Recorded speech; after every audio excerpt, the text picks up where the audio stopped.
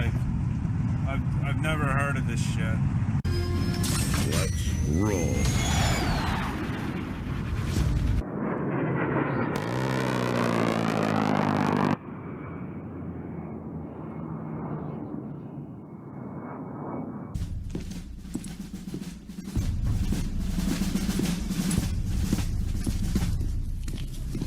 Morning, Sergeant Major. How do you know what kind of goddamn day it is?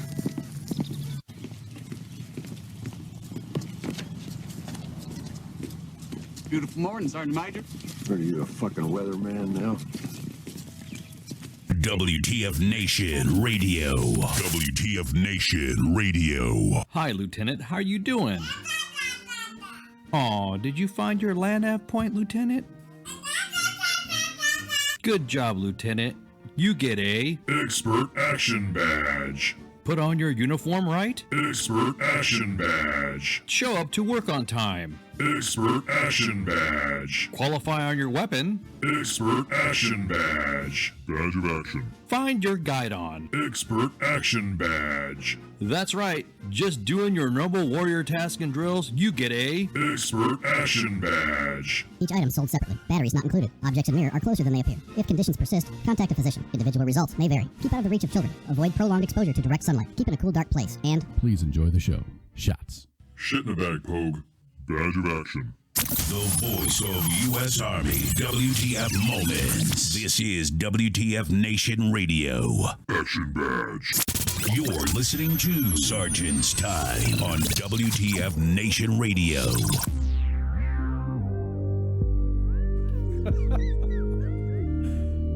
Oh, what's up, guys?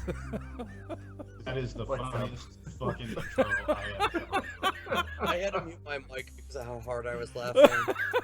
Jesus Christ, my wife is standing here looking at me like, what the fuck are you guys doing? Oh, God. What is the Expert Action Badge? Oh, It's God. It's make everybody feel special now. And I Yay, had to- special! and I had You to get a explain gold it for- star, and you get a gold star. Everyone gets a gold Everybody gets a star. Oh, man. God. I have a lot of gold stars if you really want one. Oh my God, yes, Oh. please. I'm pretty pink sparkly paper. We're not talking about freaking arts and crafts, Mom. So anyways, guys, hey, this is Ice and the team here at U.S. Army WTF Bonus and WTFNationRadios.com's Sergeant's Time on 30 March 2017. Oh, what a week. Shots. Boom, shots. So, a lot of stuff going on. Mom, if you could go ahead and pin me that information in the WTFNationRadio.com PM there, we can get to some action here. Expert Action Badge. Expert Action Badge. Oh, my God. It's like my cab without a wreath. It was going to be a little bit of controversy there, but who cares? I mean, no big deal. Just a little bit. Christ, there was enough controversy around the Combat Action Badge. Yeah, I was about to say. Yeah, we're gonna go ahead and let's get started off with some business right now. So if you guys want to just bear in mind right quick, we'll go ahead and make a phone call right quick. Ooh. Yeah. Yes. You guys, you got to be quiet. Muting my mic. And you mute your mics, and then that way we can go ahead and make this phone call. A very important phone call. Now let's go ahead and just do this right here. Beep, beep, beep.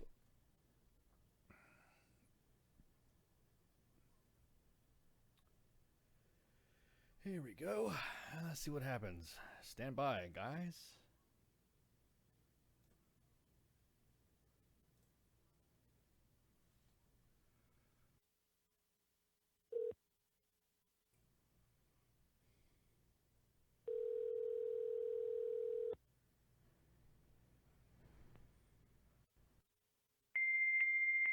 Oh, nice try. You got mail. You got mail. You just got the Expert Action Badge for making that phone call. Oh, man. It's okay. We got another number. Oh, yay. Yeah, we got another number. Going back to radio silence. Yeah, going back to radio silence. We're going to go ahead and give another phone call here. because, you know, we would like to ensure that you at WTFNationRadio.com and US Army WTF Moments are kept abreast with all the breaking news, and I figure, why not involve you guys in the news, right? So, it would appear this individual's been called before. This individual has been called before.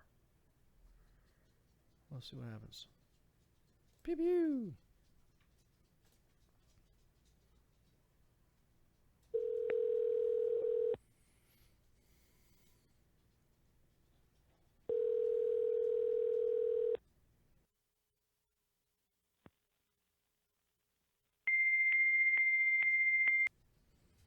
Jesus, how many fax lines? I was about to say, are you sure? Yeah, I was about to say, you sure? Give me the right number, Mom. Hang on, let me do more. Let me do one more phone call, and then we'll get you guys kept abreast. And what the hell's Ice doing? Why is he fucking blowing our damn long distance? I gave you the right numbers. Okay. Just wanted For to sure, make blame Mom. Yeah, what the hell? Yeah. Hang on. It's okay, Mom. I still love you. All right. I'll give you a gold star. It's gold star, yes. Okay, hang on. Your mics.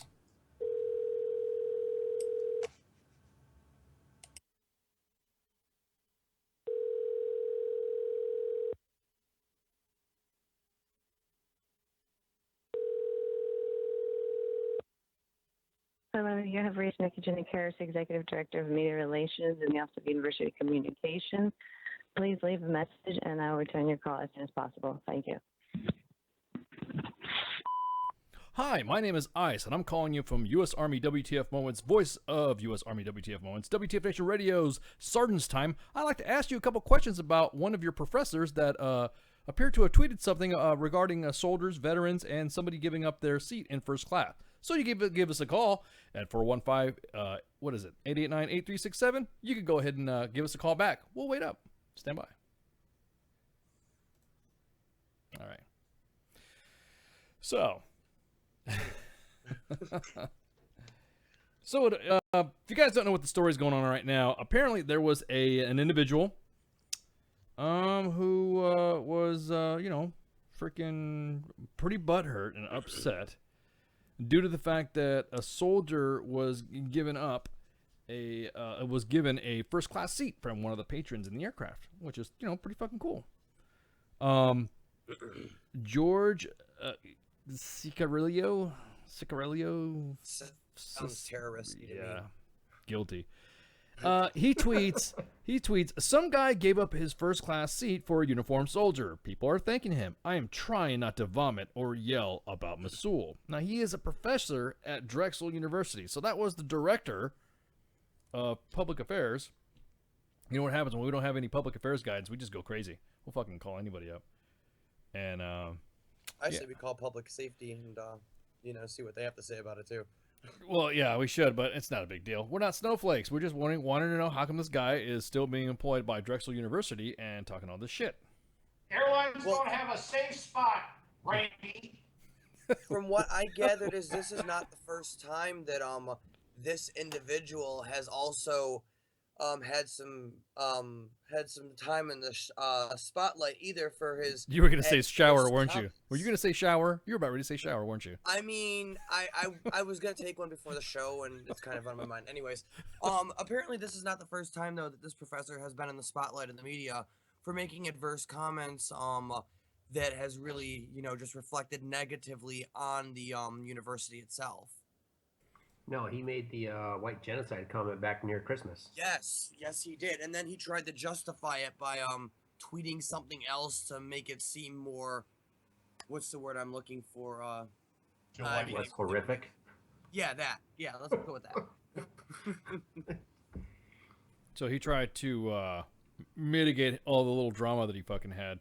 Basically, yeah. Yes, on the original tweet about white genocide. And then he came out and did this shit. I mean, I don't know about you, but I personally fly first class everywhere, but I also can afford to fly first class everywhere. So I wonder if this professor was more just butthurt that he could not afford to fly first class. Whoa, Ender. Hang on, let me check some LESs here. You could afford to fly first class? I make sure that when I am traveling, especially internationally, I plan so far out in advance that I make sure I save up enough money to fly first class. Wow, That's impressive. That is impressive. Thank That you. is. I live to please you. Oh my God! Hey, now, hey, slow down. He means Hey. impressing in his method of being so Hasidic like or Juden.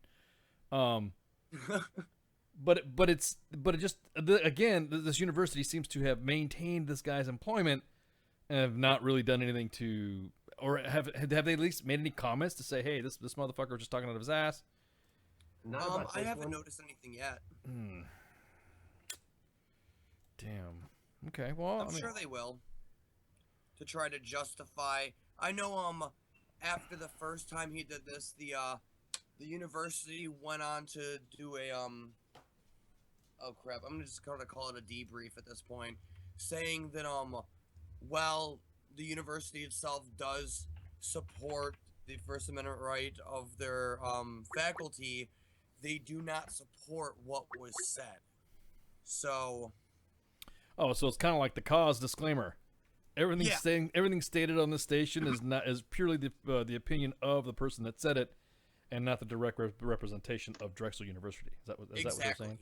So I'm sure they're gonna probably do the same exact thing with this as well. But if it were my call, I would have already canned the guy. That's you can't. Well, see, Kurt Schlichter, an attorney and a retired Army colonel, writes back on his, he retweeted or replied to him. 'Cause I don't know how the twit thing works. So, yeah, tweeting. Okay. So he retweeted. Better call Saul. Yeah, exactly. Quote: "You tried not to vomit or yell? No, you just sat there quietly like a little bitch, ignored, irrelevant, and wishing you were a man." Unquote. I'm gonna please report to the sick burn unit. Yeah. I appreciate that, counselor. That's really awesome that you would go ahead and throw that in there. That's what I'm talking about. Whoa, what? What? Was that? Yeah, okay, we lost his butthurt because he himself could not afford to fly for this. So I you're, don't know. you're Can you guys catch me up on the subject matter? Oh well. There's. I'm not trying to vomit or yell about Masul, and look at this guy right here. He's like, eh. He looks like a douchebag. He does. I saw his story. The guy's a fucking wiener. Yeah, exactly. Fuck him. Like he's like a fucking second-rate troll, bro. Yeah. Like people paying him attention, they're just giving him the attention that his fucking dad didn't give him when he was a kid. It's just he's in the same category with that "Cash Me Outside." How about that girl? Oh my God. Yeah. I feel bad for her. She's still kind of fucking. She's still a little bit young to where her stupidity is still like immediately the responsibility of her fucking parents. I'm saying that everybody should be responsible for their fucking offspring, but it's just like less removed through time. This dude is a look at her future. But yeah, what I'm saying is he's teaching the future. This guy, you guys were saying about the university with the fucking bullshit. It's like that's when people when I hear that fucking gets me kind of excited when they're like, oh, this is like when your fucking plan to take care of the fucking fallout is to say that, oh, now this person doesn't speak for us. Like you're fucking retarded, and basically like that should be stated like before the fact. And that's like exactly what happened. Yeah. So and when you restate it after the fact, that's fucking redundant and makes you look like a fucking idiot as an institution. Right. It's like it's fucking. It's like okay. So hey, real quick, so I looked up the previous tweet that he sent out about white genocide, and Drexel basically slammed the tweet and him for they called it utterly reprehensible, deeply disturbing, and do not in any way reflect the values of the university. So the university stepped in and fired him. They should have, but they stepped in and slammed the tweet and said it was bad juju. But that was the end of it. They had a meeting afterwards, and Oh Boy said that he was troubled by the wording that they used to describe his actions. Well, he should be fucking sent to a mental institution and given a fucking Webster's dictionary as a parting gift from the boundaries of free society. He Damn. can't. He can't say that he. Never heard of this university. Yeah, It's Drexel. judgment call, dude. Yeah, You know, there's like exactly. regulations in the army and shit. Not, I don't want to say army. Let's look at it without black and white lines. Okay, then common norms, social common norms. How's that? Yeah. Okay, so there's times where somebody fucks up, and it's appropriate to discuss this with them, because it's not it's ethically appropriate, maybe, that you discuss it with a person instead of firing them immediately because it could have been an honest mistake. In this situation, not only was it it was an honest mistake, not a mistake from his perspective. It was a fucking deliberate action, and intentionally fucking this dude is projecting his fucking what is it called, his stance on the fucking issue, right? And is also his insecure inadequacy as well. I mean, he's not. Yes, but I'm just saying, like, from the very, like, this whole organizational, like, we have to follow rules. We can't fire people without making a paper trail type of situation. This is not, I don't think, an appropriate situation to apply the paper trail method to, as it's not something that is a mistake, an accident, or, in my opinion, a correctable action. Not to mention the fact too, Doc, is that you got to remember, this is a civilian fucking work environment. This isn't fucking leadership counseling. This is straight up. Oh, yeah. You fucked up. You're making us look bad. Get the fuck out of here. You're fired. But they can't do it in the university. Like, some case, there are certain. The guy's like really fucking young. He's got that much. Where they can't just fire them. Well, you're right, because of what they do is they go through tenure. You have to go through an administrative board. You have to go through a lot of stuff. Yeah, and I don't know if he's had tenure or, like, I don't know, right? But my point is that they have these fucking bureaucratic loopholes that fucking these shitbag fucking, like, Marxist scumbags sit there and preach about anarchy and fucking all this fucking Marxist fucking share the wealth bullshit, and then like they just hide behind the curtains of the fucking, like, regulations. Oh, good point. Fucking take these obscene loopholes to carry on with their fucking Andy in the WTFNationRadio.com chat room throws out straight up, there is a paper trail. There's a fucking right there on Twitter. And that gets back and forth to the question of what could be admissible in an event like that, because it's not court, it's not anything like that, unless the guy's trying to fight to get a lawyer to get his job back and on appeal. Because a Twitter paper trail is not the same as the university bringing him and counseling him and sitting him down and do that. Yeah, it's the same way as being a soldier, it's the same way as being, and I hate to compare it that way, it's the same as being a soldier, being a government employee and whatnot.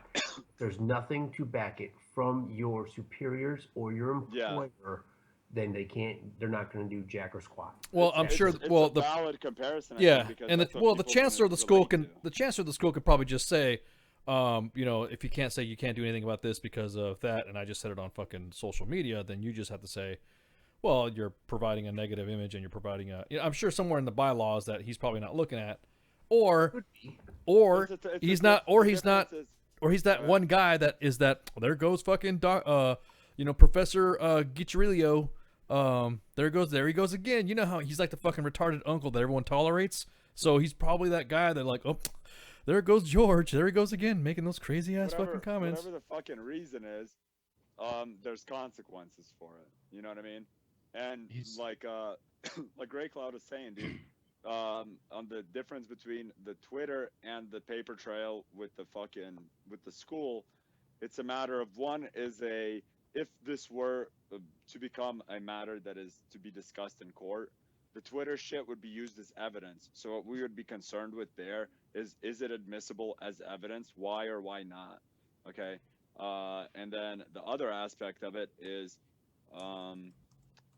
if the fucking school is retaliated against after they fire him, and his attorneys or his representatives say that it was a wrongful termination, then the paper trail of communication between the offending professor and the university leadership, that's the communication paper trail of communication that they would need to establish in order to sometimes justify bureaucratically the termination.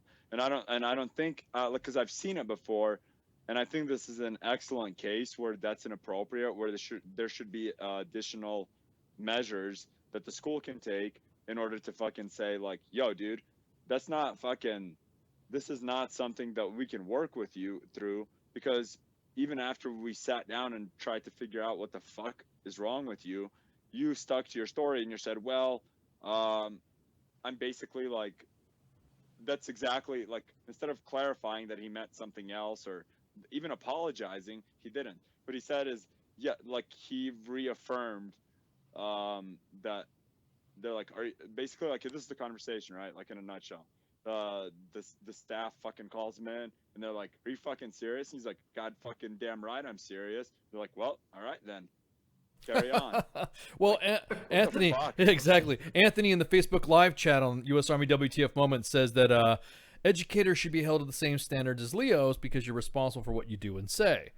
That's a good point. Let's start by getting rid of the Common Core. Well, yeah, I was about to say bestiality, as I like to call it. Well, he's also a little fucking communist too. This guy wrote a book called Building the Commune. Yes, radical democracy in Venezuela. Yeah, I knew it. I got a fucking. You had that fucking feeling without even knowing the guy, huh? And you know, there's reviews. Author of Planet of the Slums, Mike Davis, said specifically that George Gicherillo, mayor, the dude's hyphenated his fucking name. Hey, reminds us that an extraordinary achievement of Venezuela's communes in fostering direct democracy at the community and workplace scales. Well, wait a minute. Direct democracy? Isn't that called like a fucking a dictatorship? Isn't that what fucking Kim Jong? Direct democracy is it's a fucking communism. Yeah, exactly. It literally is. Rephrasing. It's basically calling communism something else because communism is a fucking stigmatized term, and they're trying to fucking recruit more fucking kids into this shit.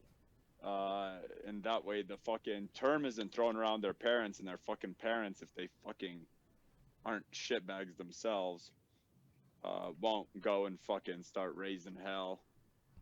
I wonder if it's if we're Drexel University, if it's a sanctuary city or state. The thing is, man, is like, my problem isn't with people being taught communism in school. It's that it's fucking taught, and then it's fucking given a qualitative fucking label. That Well, yeah, good. and it's not. Well, that's what I'm saying. It's not being objective to the other types of government, whether it be communism, whether it be like a socialism, monopoly, for example. fascism, and all that. So, or It's a straight republic.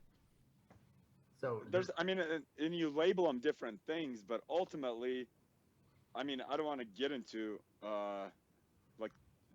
into a complete dissection of governance. No. here. What were you gonna say, Great Cloud? Now to say, so I quick Google direct, and that's what I thought it was. Is direct democracy, also known as pure democracy, is a form of democracy in which people decide, e.g., vote on, form consensus on policy initiatives directly, i.e., I vote for that and my vote counts, or I vote for X person and my vote counts, as the same as your vote would count for whatever. So we are in a democratic republic where we elect people to represent us and make the choices for us on our behalf. Because that's the only fucking sane way to do it. Oh, we're going back to the fucking whatchamahuzits in the electoral college and all the my vote counts bullshit and the majority rules and all that. It's fucking see, they're baiting. They're baiting this fucking controversial discussion with something that is, by just rephrasing this fucking stagnant fucking material that is already like here's the problem with it, right? In a theoretical fucking world, in theory, it's fine. It's perfectly fine. Everybody should be allowed to do whatever the fuck they want. And if you want to live in a fucking community of any kind or size, you should have some fucking level of input, whether it's because then you run into problems of like, what amount of fucking say do you have relative to your contribution to society? Then define contribution and shit like fucking, if you're constantly fucking deciding what to do shit, you don't have time to make contributions. Like, it becomes crazy, right? like Yeah, in no, a I got you. real fucking in a real world. Yeah. And the other problem is that these people, they fucking like read these guys, like the fucking the Communist Manifesto is like it's some fucking goddamn librarian is rolling in their grave because they misplaced that bitch from the fiction section in the fucking goddamn in the nonfiction when fucking Joseph Stalin crawled down from the fucking mountains to gather salt and somehow ended in a fucking French university, dude. Well, not to mention the fact, or L. Ron Hubbard. The thing is that Bob in the Facebook live chat. The bottom line is the schools are promoting socialism, fascism instead of teaching it. That's exactly a good point.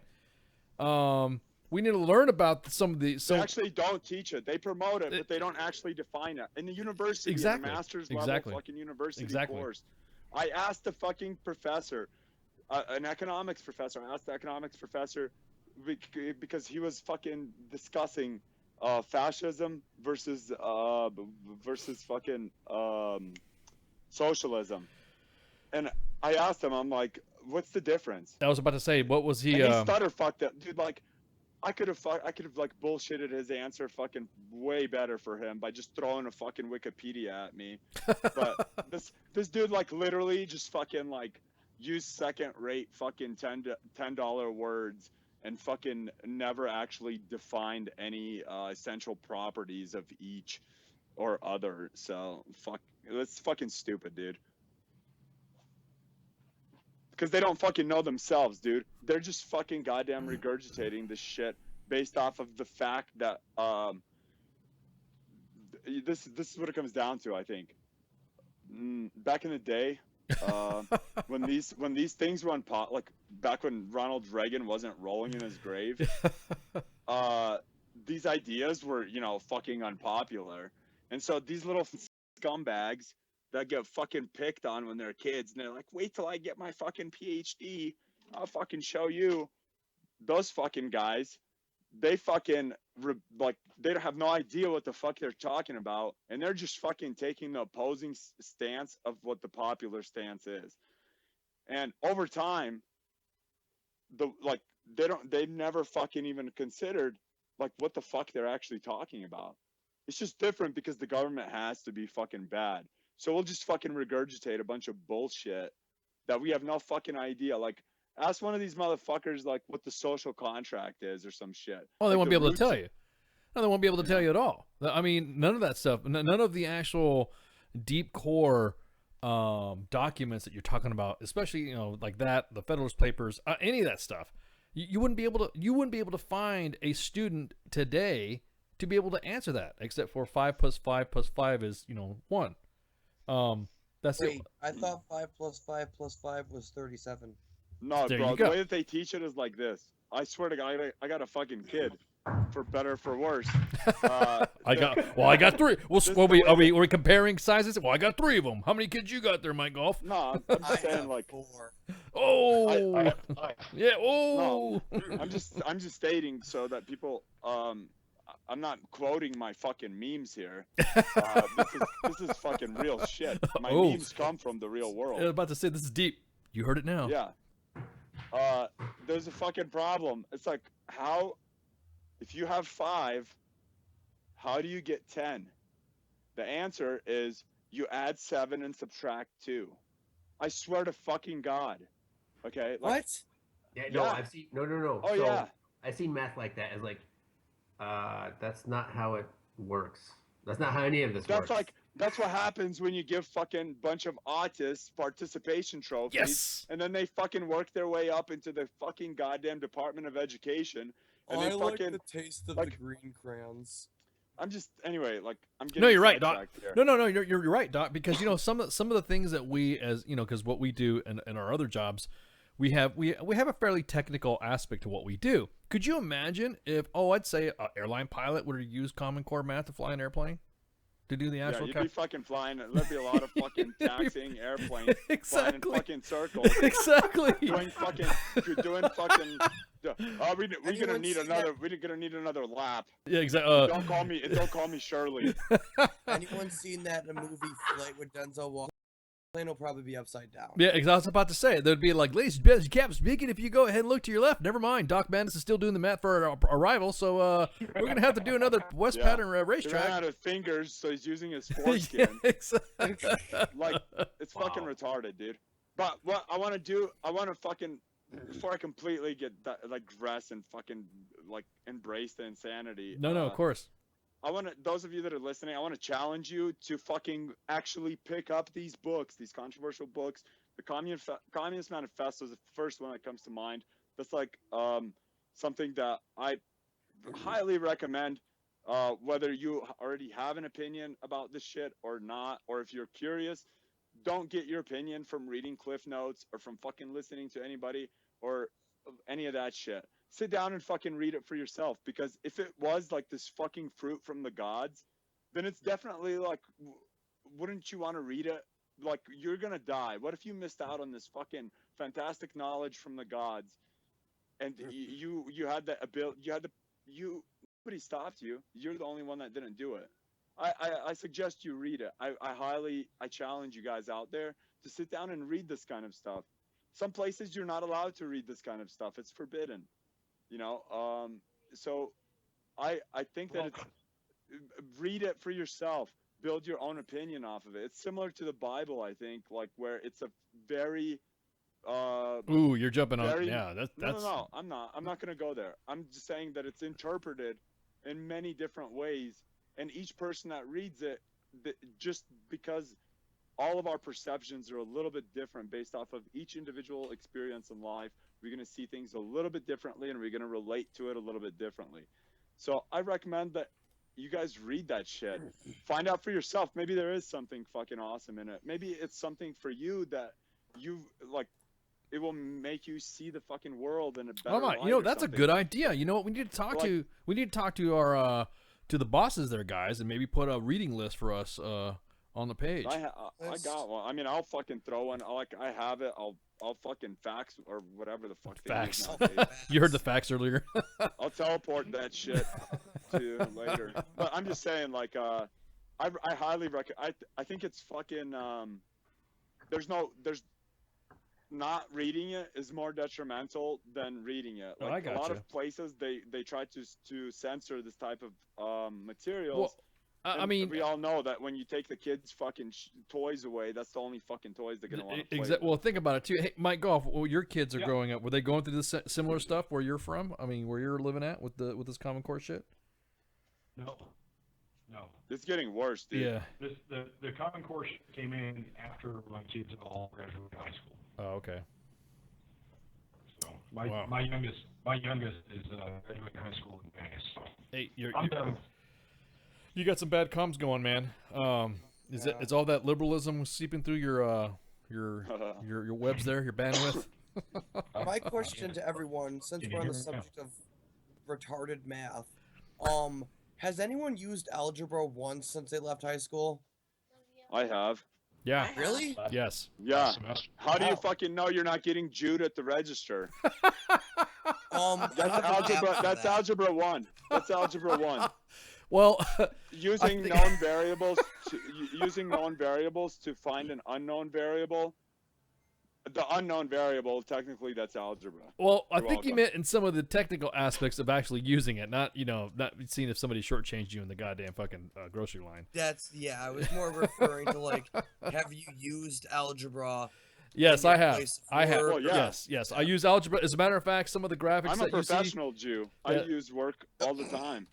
So algebra. I need to talk to you about my finances. Yeah. Oh. That's for another time. Job. Well, Yeah, I want next to question. touch on one thing that kind of hits on Ice's point, and it also hits on something Doc Madness was saying, is that you guys brought up these important documents that we have in our history, right? The Constitution, the Bill of Rights, all that other stuff. It's all written in manuscript. How many kids right now do you see in high school? I do. College? My fucking kids do. No, we're talking about. No, Can I he's. finish? Can he finish? Yeah, Can he finish? I'm sorry. God, I'm sorry, but I'm not sorry. Relax, Rachel Maddow. Chill.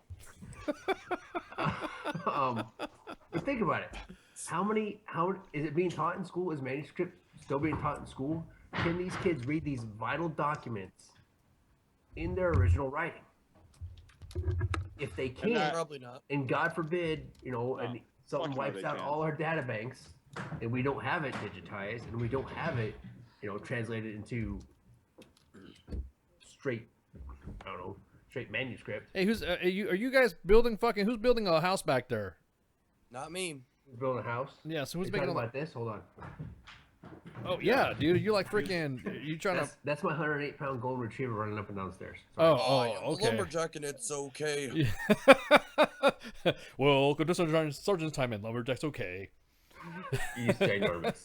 Well, you know what I've noticed too is, and what I've gathered is, they don't even teach cursive in school anymore.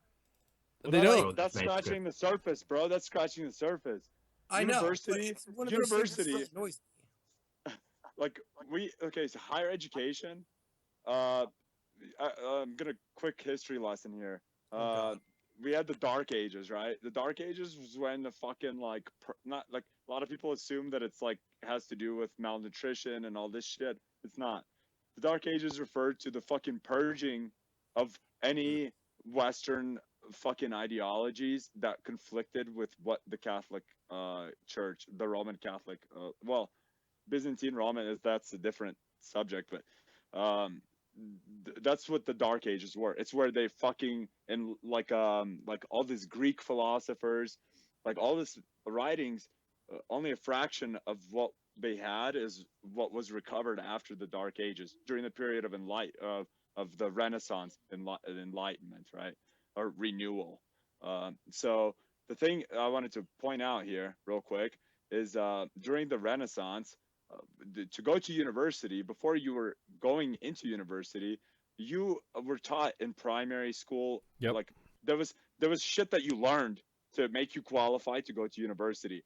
One of the fucking most important things was fucking Latin and Greek, so that you could fucking read the shit that you were supposed to fucking study in its original context.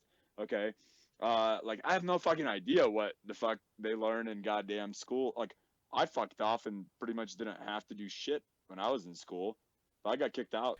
Well, you got high school. So you also, but during that period of time, and this is where we went away from, is that there were in Europe. That my family members tell me because where they're from. Their school is put together like a case system. So they're just individuals that you just are going to be the carpenters and the masons and the machinists of the economy. If you're fucking retarded or not exactly. And then you have those that are doctors. You have those that are going to be chemists. You have those that are going to be like the geniuses and all that. They're actually still to this day, there are education systems that are in Europe that are just like that actually put you in different castes. And then bingo, like you do a normal high school job, and guess what you're doing, bro? Your vocab, learning how to work on a Beamer. And yeah, because it's what you're good at. And exactly. And it's not like a fucking if anybody who's got this goddamn fucking free will argument, you can go fuck yourself. Because you ain't gonna do it. You cannot, as an American, go right into or especially a foreigner, unless you're a Turk, and go right into a fucking school in Europe and expect to be at that level when at the level that you think that they're at or what you think you are, it's exceeded. I mean, those guys. And I'm just saying they're good at their shit. And they get picked not because they fucking don't want No, they get picked because their grades. Good at your shit, you're probably gonna fucking love your job. Exactly, and not to mention the fact that you get to match. You got a guy who's a machinist, who's really good at fucking being a machinist, and he could really fucking work on some mechanical engineering stuff. He starts working on. He gets really good. Those mechanized sex toys, dude. Oh my! I've always thought about building one of those. Every time I go to the hardware store, that's what I'm doing. Anyways, calculating fucking mass index with velocity and inertia. Got it. So then bam, those guys are right there. You're going to be a machine. Then there's those not everyone's going to be fucking an astronaut.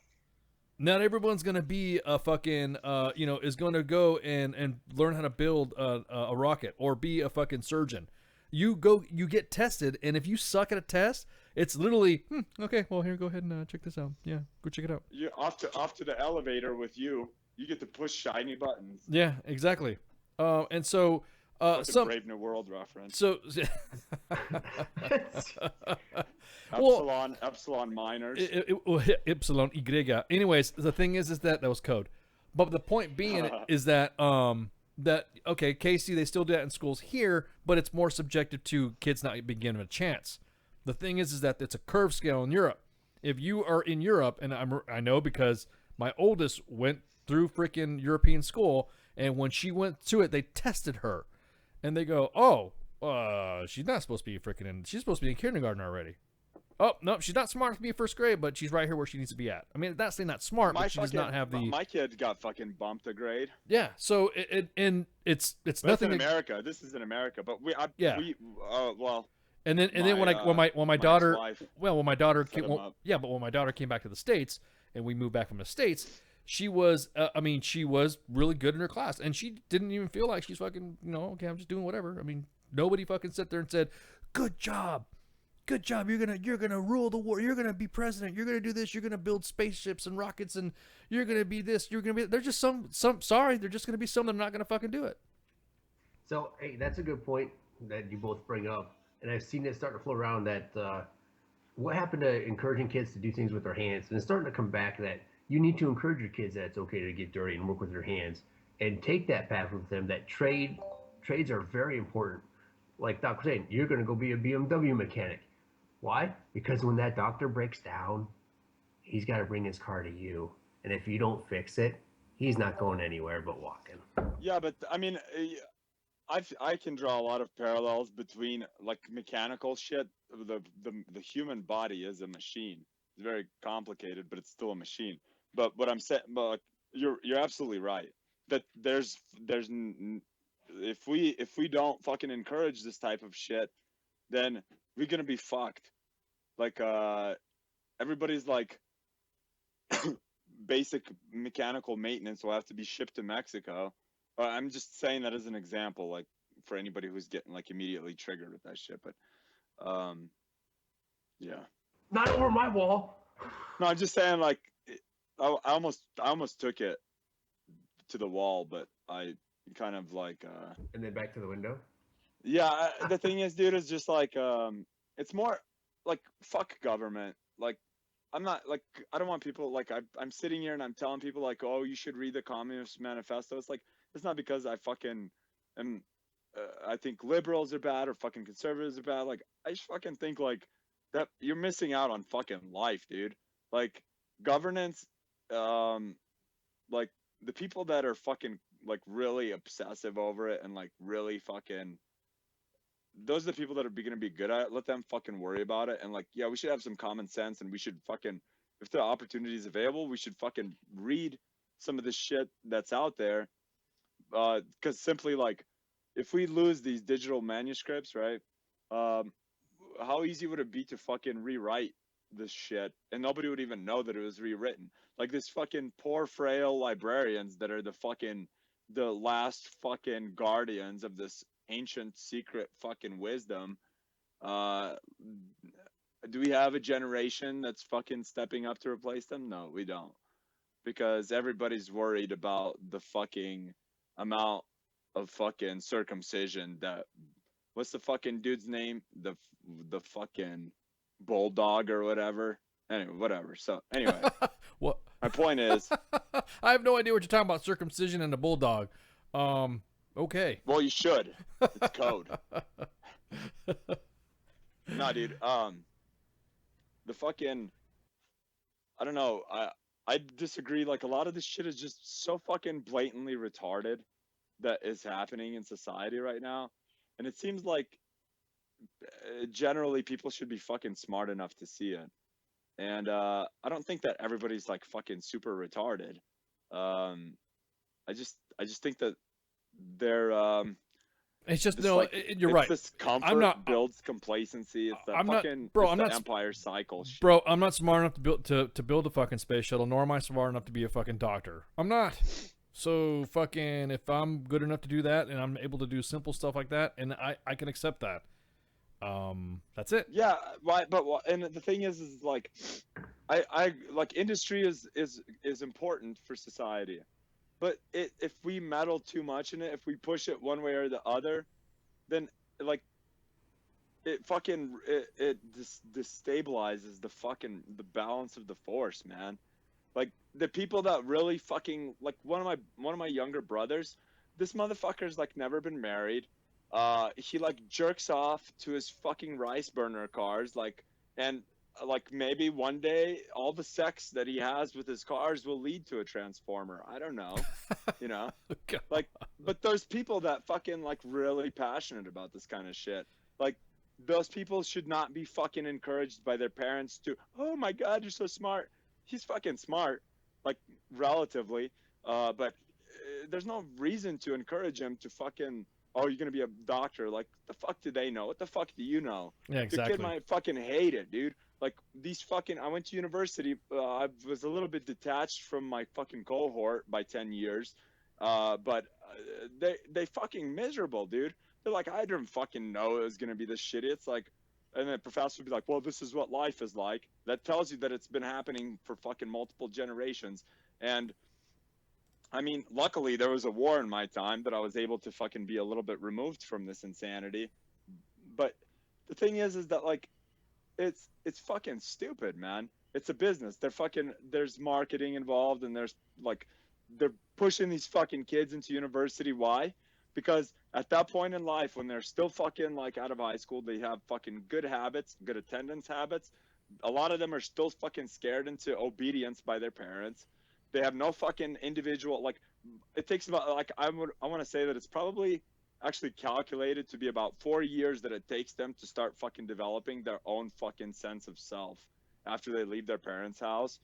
And that's when they realize, like, what the fuck am I doing here learning to become a proctologist? Like, I only like vaginal sex. I'm looking at assholes. Yeah. Assholes everywhere, Woody. I got into the wrong profession. See? I was waiting for that. Like, literally. I was waiting for that. We've managed to address mental health care in the same fucking swing of the axe. Jesus, dude. Can you imagine if I was actually employed by somebody? How fucking Yeah, fast I have a they'd get feeling sued. you'd get fired. Why? Why would he get fired? I'm not talking about me. I feel bad for whoever employs me. Why? I mean, there's valid points though. I mean, some of this again. I mean, not to beat that dead horse about the fucking schools, but I mean, our schools have been the problem with our schools is that we have let it now become a political platform and had not been a platform of teaching. I mean, think about it. I mean, I've seen family members go through school and they're fucking God. They're professors or they're teachers. Old as fuck, and they're like, you know, Yoda fucking telling you how the good old days were. Well, I shouldn't say good old days. Back in my day, Barbara Strangewood and I used to ride the trolley. No, my family members back in the day that were like German, nudes. so yeah. Nudes or it didn't happen, Grandma. Hardcore Oma. Yeah. But the thing is that it goes back to where I'm gonna go and I'm gonna go to school and I want to, you know, get my money out of, you know, I guess you could say get my money's worth. I don't want to hear I actually want to know how to do fucking calculus. I don't want to fucking know about a goddamn. Well, did you know that the reason why calculus was actually created was due to the fact that the perennial powers of, you know, ensuring that democracy has been emptied of its content and building the commune offers an alternative model for political organization. Man, fuck you, dude. I want to how to do. What is he a professor of? History. History, global studies, Latin American culture, and policing in society. Is he a school? What level does he teach at? University, dude. Drexel University. That's not a fucking university degree. What's his PhD in? Oh, I don't fucking know, dude. That's what. That's what I'm in global studies. So that's not even a real degree. That's like fucking. That's the communication. That's like literally, like there was. No, he's.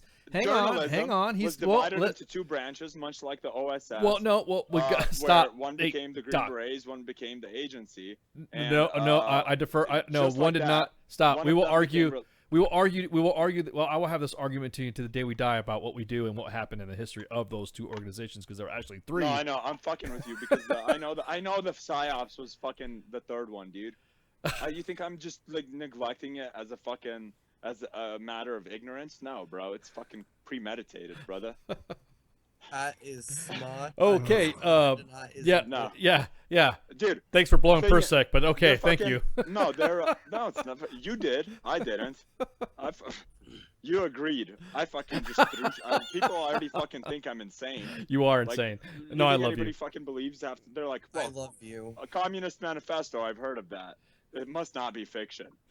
The thing is, man, yeah, the shit is fucked up, right?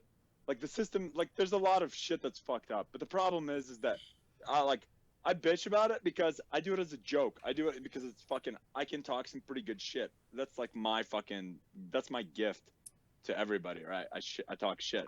But the thing is that if I was to seriously highlight the problems, like, I mean, in a fucking very professional and detailed, concise manner, if I was to outline the fucking problems with the Department of Education, since that's the entity that we're discussing at its greatest function, like level of function. Well, no, at the level he's teaching. I would be a fucking scumbag without by presenting these faults without coming up with an equally detailed fucking course of action and plan that is realistic, mind you, to address every one of those fucking issues that I fucking mentioned. Because I could bitch about a lot of shit, but I would feel like a fucking piece of shit putting down anything that I didn't have a fucking like a solid no shit way to fix right there with it. That's how you fucking do it. Otherwise, we're just fucking sitting around fucking trying not to be the last guy to fucking come on the biscuit. You know what I mean? There's biscuits? So Are you forgetting that we have a gay now and it's fucking throwing off my gay chicken. Hey, so Anthony Nagano got a good point in the I late. suck at gay chicken, so I would probably lose. All right. Moving on. Anthony Nagano's got a great point in the Facebook live chat. It's his point about education is taking a back seat, and it's all about numbers. It's true.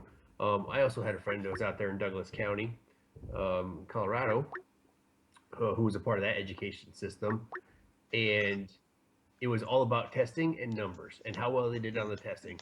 It did not matter what the priority was or what the lesson plan was for those individuals. They wanted the test, and that's all they I don't want to say trained them for, but that was the goal. It is to get them ready for the testing, because if they do well on the testing, it generates the money that they want. Yep. That's the thing, dude, is like, and then they, like, I've heard this fucking argument before. It's like, well, it's the parents' responsibility to teach the kid whatever they fucking want to know. It's like, you're fucking retarded, dude.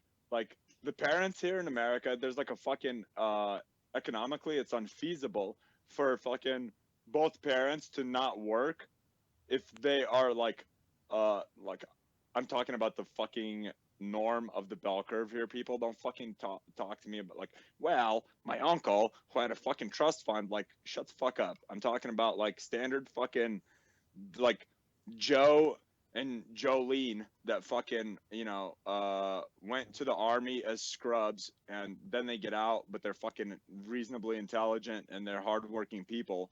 They have a fucking kid. They're gonna have to fucking work. Both of them are gonna have to work their fucking asses off in order to fucking provide some semblance of a fucking like a life that is hopefully you know, what they're trying to do is get them at least a step better life than they had themselves growing up. That's what I'd want for my kid, you know. You know, I understand that because very, very few families now can afford a single income home. No. With me and my ex, for when we were married, I was a young specialist, a young NCO, and we were able to do it. We were able to make it work on my income only. But that's not a standard income, though. You have supplements. I did have some supplements, but it's different. I'm saying like you're right. You're absolutely right, dude. And even then, it takes responsibility, because how many times do we see fucking Joe Schmo with his fucking dependa wife? They fucking like the third week of the month rolls around and the fucking goddamn GoFundMe's hit the fucking inbox, right? Oh, don't. Oh, fucking GoFundMe's in the inbox. Boy, this guy is he's definitely like English as a second language, isn't he? I mean, the only two words he knows is fucking and dude. Who, me? Yeah, it is my second language. It's actually my fourth language. So, excuse me. I'm like, wow. But I was also in the infantry, so that is a form of language. Cool story, bro. Are we here? Cool story, bro. Cool story. Who the fuck is this? Jesus, is that you? Who was that?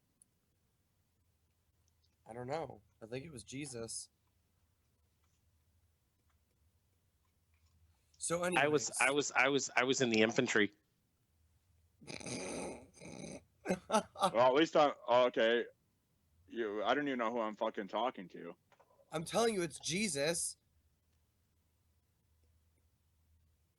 Okay, but that's, and if I don't know him, are you gonna introduce me to him, or am I? I don't know who it is either. I'm just calling him Jesus. Okay, so where's Ice? Ice? Oh God. He's left us alone again. He didn't leave us alone. He's floating around. I'm right here. Okay. Dude, Who's the Ice. fucking Catch fire. Baby? It's Ice. It's Ice. He's fucking with us. Ice, baby? What, Ice? Or he's got like a fucking somebody sitting next to him in real life that was offended because they're loosely or closely affiliated with the PsyOps branch, and God forbid that I fucking degrade their fucking lineage in any way. Ice can barely pronounce what's the Keith. No, not the one. What's that restaurant we talked about? That guy's freaking name. Yeah, whatever. That guy's freaking name or whatever. I don't think he has the capabilities to prank us with voice technology and shit like that. Seriously, who called? Who the fuck called? I want to know. Seriously, this is no joke. What the hell? What isn't the joke? Subject and predicate, man. Jesus. No. First of all, don't give me a grammar lesson if the only adverb and adjective I you know don't is hear another fuck. list. Look, there's only one. Oh, is it? Motherfucker. Those are the only adverbs and adjectives that I know. I use it as a fucking noun, as probably an adverb here and there. Hey, how about a past participle? Listen, okay, I don't know who you are, but there is room for only one motherfucking queen up on here, and that is me, okay? He's not a queen, guys. Let's sit down. Well, before we take a break, welcome back, guys. It's Ice doing his PsyOps voice. It brings all the goats to the yard, and they're like, bah. Anywho, we're gonna go ahead and take a quick break, but before so we can discuss this NCO town hall meeting that we had today, Tradoc with Sergeant Major Davenport. Which, what's going on, Sergeant Major? I know I served with you before back in the day, so yeah. So we're gonna go ahead and take a break, and as a matter of fact, I might as well just go ahead and put. Did you hear the little stinger that I did earlier about the expert action badge? At all? Did you hear about the expert action badge? I've heard about it. It's fucking stupid. I must have missed it. Oh, well, go ahead and if you just go ahead to WTFNationRadio.com, you can check it out. Come on, dude. Really? You still gonna talk about this? Oh, man. All right. Everyone get some warning shots in, and then we'll be right back. Shots. Warning shots. WTF Nation Radio. WTF Nation Radio. Hi, Lieutenant. How are you doing? Aw, did you find your LANAV point, Lieutenant? Good job, Lieutenant. You get a Expert Action Badge. How you doing? Put on your uniform right? Expert Action Badge. Show up to work on time. Expert Action Badge. Qualify on your weapon. Expert Action Badge. Badge of Action. Find your guidon. Expert Action Badge. That's right. Just doing your noble warrior task and drills, you get a Expert Action Badge. Each item sold separately. Batteries not included. Objects in mirror are closer than they appear. If conditions persist, contact a physician. Individual results may vary. Keep out of the reach of children. Avoid prolonged exposure to direct sunlight. Keep in a cool, dark place. And Please enjoy the show. Shots. Shit in the bag, Pogue. Badge of Action. The voice of U.S. Army. WTF Moments. This is WTF Nation Radio. Action Badge. Voice of U.S. Army. WTF Moments. This is WTF Nation Radio. I find your lack of faith. Good evening, boys and girls. This is Tim Kennedy. I'm a Special Forces sniper, a Ranger qualified Green Beret, a UFC fighter. Please listen to us and the shenanigans that we're going to say. We will insult you. There will be racial slurs. We will be sexist. We will offend you. But there will be magic, and a unicorn will be raped. So enjoy the show. Thank you for listening on WTF Nation Radio. And you know, and we're sometimes back. what works for one doesn't work for anybody else, and Well, you gotta see, be Yeah, and that's what I'm saying is like maybe that's Hey. the fucking maybe instead of making everybody learn the same shit, Like maybe we being should quiet just when I fucking said, say "Hey, that. we're back." All right, moving on. Moving Man, on. I'm this like You're triggered, bro. I was on a roll, bro. I know. I could tell you're I'm gonna be fucking. sitting here like holding in a fucking massive fucking shit. Like, Yeah. Analogous.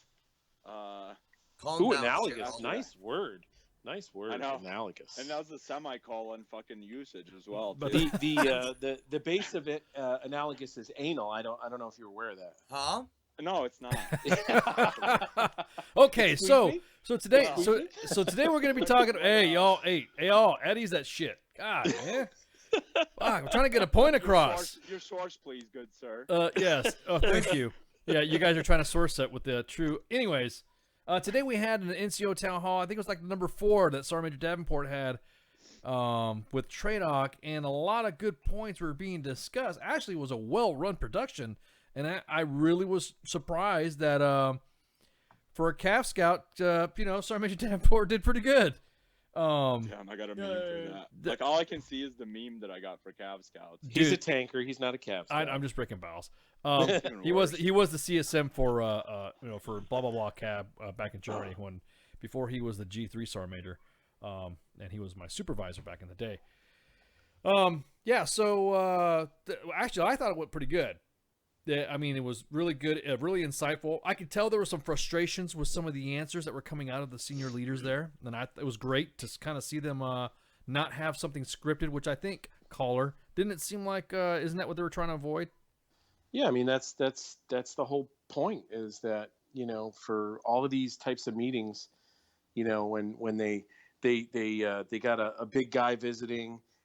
Someone on that installation is going to generate a frickin' op ord, and then the op ord is going to say, 1st Brigade send 25 guys, 10 of which should be ready to ask a question, and some battalion CSM is going to be like, what questions are you going to ask? No, that's a stupid question. Don't ask that question. Ask this question. And by the time you put, a Joe in front of a senior leader, they're asking some canned, bullshit. And what they want is they want to, the aim is that they just don't want all of those layers of interference in between. They want the soldier to be able to ask the senior leader a question and get an honest answer. And, it seems like that format, that town hall is, halfway effective at doing that. You could type something in a Facebook Live or in a chat window, and if the stars align, you get an answer. It might not be the answer you want, but you get an answer. No, I did notice that there was a bit of uncomfortableness from some of the leaders who were trying to, how can I say this? They were making it look like, I can't believe I asked that question's getting asked here. And their nonverbals were, I mean, if I could snapshot a lot of stuff because I was at work watching this, I would have loved to have freaking just started taking pics and just straight up throwing the nonverbals out there. What was their biggest frustration about the college credit thing? Tell us about that. Well, it's like, everybody and their little brother wants college credit for ALC or SLC or frickin' battle staff or, goddamn, combat lifesaver, whatever. And it's less of a focus on the training and what the training is there to provide you. And that's to make you lethal and adaptable and close with and destroy. I mean, Alice can read the whole frickin' paragraph off for you, what you're supposed to do. I don't see anything wrong with, looking for, the backside or the flip side of what that training can provide you as a second order effect, for lack of a better term. But, the first thing you're asking before you're lined up to go to a school is how many college credits do I get? That's like, I don't know. To me, it just seems like that's like the wrong focus. It's like, first of all, the first thing, that school is going to bring me is it's going to make me a Mo Better whatever I am, a Mo Better fueler, Mo Better frickin' medic, whatever. And then, by the way, if it happens to give me 6 college credits or helps me towards a certification in XYZ, then frickin' A, all the better. But I mean, you see so many questions about, well, why can't I get an associate's degree for going to ALC? Because ALC isn't a goddamn community college. Because you're getting kicked out of the Army for fucking not You're right. understanding what the fucking Army values are. Because we need to teach you how to do fucking hand receipts, not worry about the Common Core. But no, that's ridiculous. Big picture, you got to understand it, because it's for lack of a better term, it's like enlightened self-interest. It's like I'm willing to do what the Army wants me to do, as long as the Army is giving me something on the backside besides my normal pay, my normal benefits, all these goddamn 4-day weekends, and the list goes on. But if we can, as the Army, somehow make it so that these training events or these schools that soldiers need to go to get further in their career, if it can give them something a little extra, man, shit, let's get on it. Well, at one time they did try it. Echelon fucks that fucking have all the time in the world to go take college classes. That's not the point. But my point being is that back in the day, the Army. Me either. I'm fucking still stuck on the part that like selfless service, bro. Yeah, exactly. But the Army at one time did say that they were going to try to use Dante's and ACES accreditation for some of their courses for their NCO PDS, which used to be called, that's the new name for NCOESs. Come on, Alex. It's a poke in the eye when you say, it's all about selfless service. Because even you go back 20 years, they said, come in the Army, be all you can be. That's right. A lot of people come into the service to better themselves, to make a better life for themselves, for their families. And how do you do that? It's not just by remove it from the values. Well, Fred, don't make it an empty fucking statement. Well, hang on. It's a value, but it's a value. How is it a value? Go ahead, caller. Of course, it's a value, and no one would argue that, or at least anyone that was sane would argue that. What I'm saying is that selfless service is not the only value. It's a value among values. But it's obviously the value that is fucking being compromised when the person is fucking like on the front end of an NCOES, bro. Because I'm not talking about like the standard day-to-day fucking shenanigans and bullshit. NCOES, that's like where you like whether you can adhere to the standard or not. Like that's for you to get rated outside of NCOES. But NCOES is where you fucking like go to fucking drink from the fucking tree of NCO knowledge. And if you come in there like blatantly butt fucking selfless service to its knees on the front end, like, well, I would definitely say that across the board, anyone, if we have people like that in the formation, they are in the extreme minority. All right, I don't think there's any question about that. I think you are starting to see the younger soldiers wanting to do. They want to go deploy. They want to go be involved in the missions. But I also don't think that there's really anything wrong with a guy who says, you know, my freaking ALC is 9 weeks, and I'm going to this school for 9 weeks, and it's going to make me, it's going to provide me the skills I need to be a staff sergeant and to work at skill level 3. Does it also push the ball down field a little bit further as I'm pushing for my associate's degree or my bachelor's degree or whatever?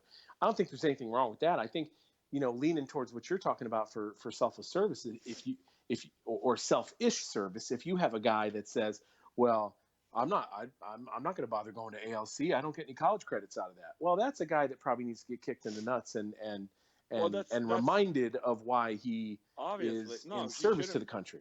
He should be fucking dismissed so that he could go and fucking bitch to people during Veterans Day about the suffering that he's fucking endured.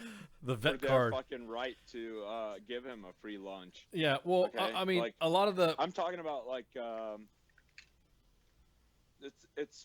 I'm not saying that the dudes that are just purely fucking selfish, and I understand what you're saying. I definitely use the very vivid brush when I illustrate polarities in my points. And I'm not saying, like, necessarily that it's the person that just fucking complains about it.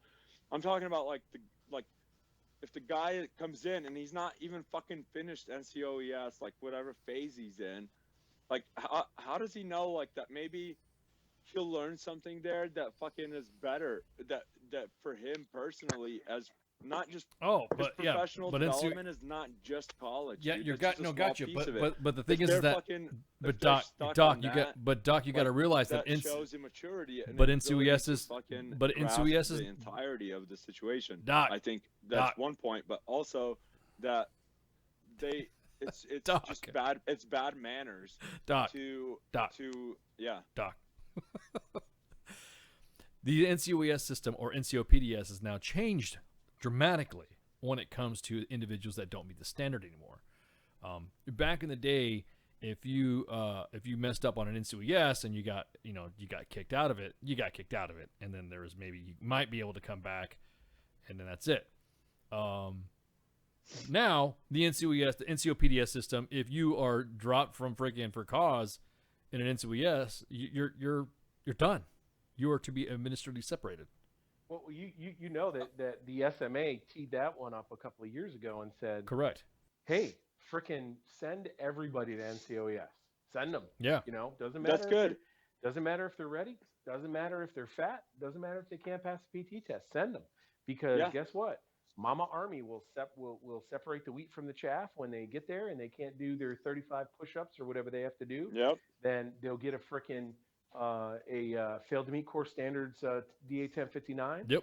And they'll get sent home, and they'll be the first ones on the list for, you know, QMP. thanks for your service, but you're fucking QMP'd right now. Yep. That's solid. That's solid shit, man. Yeah, that's all. I mean, I'm not And then guess what? And now we're adding another 10,000 people to our end strength by the end of this year. Oops. Oh. Hey, but you know what they did though is they also stopped it now. QMP and QSP stopped now. Yeah, did you hear the recruiter dude down there today? You know, I was trying to catch a little bit. I didn't understand what he was saying because I was I was at work when I was watching it. So what was he saying about that? Yeah, so his hook was that there is there's a very specific sort of parameter that they have in terms of like who they're going to bring in, and that parameter is set around trying to get the quality recruits that you know the Army was getting before they said, oh, by the way, we need a whole lot more people. So they want to keep to the same standard of a high quality recruit. Pre 9/11. But still meeting the end strength requirement by the end of FY 17. Which is why they extended the bonus enlistment to FY 18 through FY 18 now, right? Yeah, I mean, oh my God. Yet they didn't finish the purge. So all these quality people are going to go in and work on No, but we're talking about the bonus though for people to stay in though is unreal. But you incentivize it. Like why stop and start this shit? Anytime you start and stop, you have a slinky effect. Keep it constant. Constantly maintain the standard for firing fat fucking slobs, and constantly fucking bring in the fucking unwashed masses, And who knows what fucking basic training does to fucking people sometimes. I mean, if that wasn't fucking castrated process. Well, that's another thing too. That you're just talking about, like what the caller said, is it's going to be the first, second, third order effects of a lot of these changes coming in. I mean, that's just going to have to happen. That's just going to have to happen. But one of the biggest things that I noticed is there was a lot, and I didn't realize there. Holy crap, there was a lot of reserve and National Guard community in that, which normally for these town halls are not. And I was surprised. No, they've had either a National Guard or a reserve rep on every single one of them. No, I'm talking about the amount of traffic from the feedback that you were getting in the Twitter and you were getting in the Facebook Live. You were getting a lot. There was a ton. There was a ton of if you go back through the Facebook Live video, or if you go to the video on Facebook, it's the old Tradoc was live or whatever. Yeah. If you go down the stream of comments, you see a lot of Guard and Reserve guys, and you can also see in there in the first part of the video, they're like, hey, would have been really cool if you'd had some Guard and Reserve people on there. That nobody's there to answer Guard and Reserve questions. And I think there were probably 5 or 6 on there that, because I had it up at work and just kind of keeping one eye on it. There were like 5 or 6 females that were like, I really wish you had a female representation on there. Now, there's no female. Questions. And that goes back to, I can't remember which CSM said it, that he said, hey, we were treating everybody like 3 armies, but we are really 1 army. That comment that he made kind of resonated with my guys, because we work a lot with the reserve component as well, and I'm just thinking, you know what, that shouldn't matter about the female aspect or the reserve aspect, as long as you had a CSM of the Army Reserve and a member of the CSM of the National Guard Bureau. I think that right there would have been good enough. There were delicate answers that they were giving about the type of same training that the Reserve and National Guard get as opposed to the active duty, or why they are not training with their active duty counterparts. It didn't seem like there was any dancing there. I think more than anything, they wanted to reinforce the fact that with this introduction of the 1 army school system, that the standards are the same across the board. So a school that an SLC school that a reserve NCO goes to is the same, contains the same task condition standards that and program of instruction that a active component. Now, he may not be going to the Cyber Center of Excellence NCO Academy or Maneuver Center of Excellence NCO Academy. He might be at Fort McCoy, Wisconsin, doing a version of that, whatever. But the POI is the same, the tasks are the same, and everything is the same. WTF Nation Radio, you're on the air. What's up, caller? Hello? Okay. Hey, guys, if you give us a call, give us a sex. That way we can throw, I can throw the, hey, you're on the air, and wait for the call that we have now. Hey, caller, can I just call you Throne or something like that? What can I'm almost tired of calling you caller. Give me a nickname because we're gonna have callers calling in about this. I don't want to have Francis. There you go, Francis. There you go. So you're pretty close to the throne, I guess you would say, an insider of an insider. Fair enough. Okay, there you go. Now, you were talking about the schools again. Is there anything that you think that Tradoc would do to get these to get the reserve?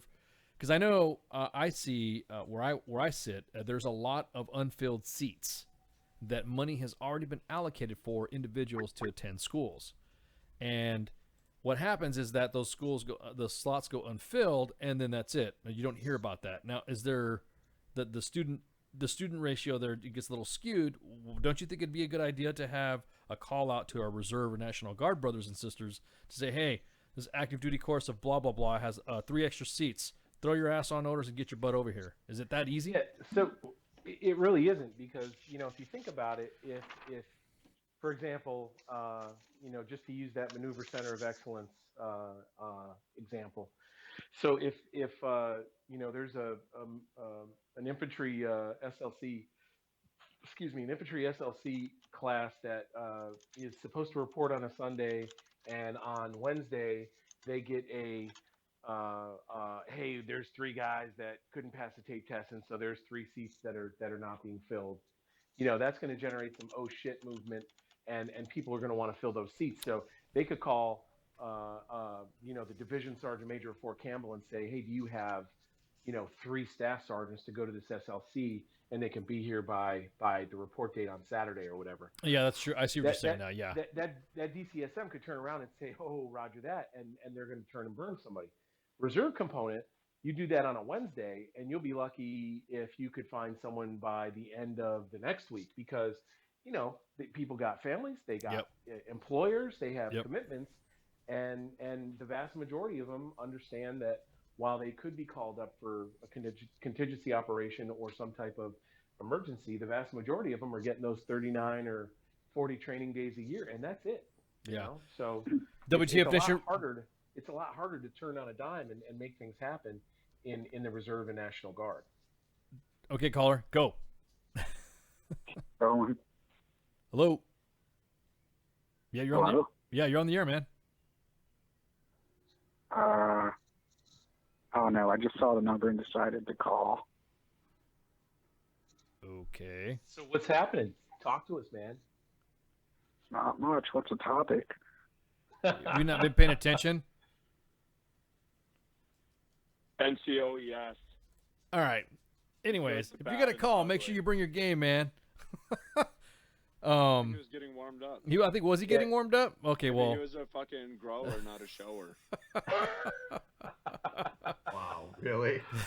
What? Yeah, really. Fuck it, fire me. Yeah, whatever. Nobody's gonna fire you. Nobody's gonna fire you, man.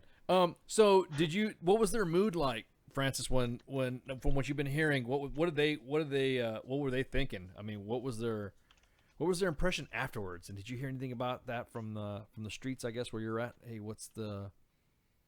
these guys are pissed. These guys are, can you believe that came out of that, whatever. What was the Now, I think that the biggest thing that those guys are always concerned about is that there's the impression that this is some kind of orchestrated, setup event, that they're for every one question that may seem to make people like cringe or be slightly uncomfortable, the rest of them are just the standard, BS.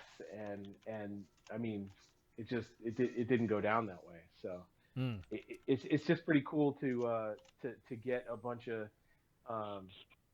senior dudes in a room like that, and they have no idea what's going to happen. Yeah. WTF Nation Radio, you're on the air. They go in with no idea. I mean, they know the basic topic. They know they're there as a subject matter expert to talk X, Y, or Z, but they don't know if Alex is going to get on the chat room and drop 5 F-bombs in the. I should next time. Hey, go ahead, 314. Teach them to Hey, go ahead, 314. Their fucking need for a risk assessment. What do you? They don't teach MDMP in NCOAS. 314. What do you got, man? You're on the air. Hey, I was listening to you guys talk about the classes and stuff, offering it. Were you guys talking about offering it to if you got openings and stuff like that, to offer it to National Guard units and reserve units and stuff? And I in a way I kind of disagree with that a little bit on what he was saying about with the offering it. It takes so long to get to these guys, contact the units and stuff like that, and get to these guys. I mean, it's all about on how motivated you are to advance your career. With us, I mean, man, if I'm right now, I'm trying to get into, I'm in E5 now, just trying to get a slot into the E6 course. And if I got a call today to go to an E6 course tomorrow, man, I'd jump on it immediately. E6 and a lot of these guys are motivated to go to these schools, you must be talking about states just don't have the money to send them, or they just don't have the slots filled. You must be talking about to fill. You're talking about ALC, right? Not E6 course, yeah. right? Yeah. I'm sorry. Yeah, ALC. Yeah. Yeah. So selection's you're open to everybody. You're absolutely. Anyways, you're continue. Absolutely right, but we paint with broad strokes in a lot of these comments, but it's not to say that every reserve or National Guard guy couldn't make that happen.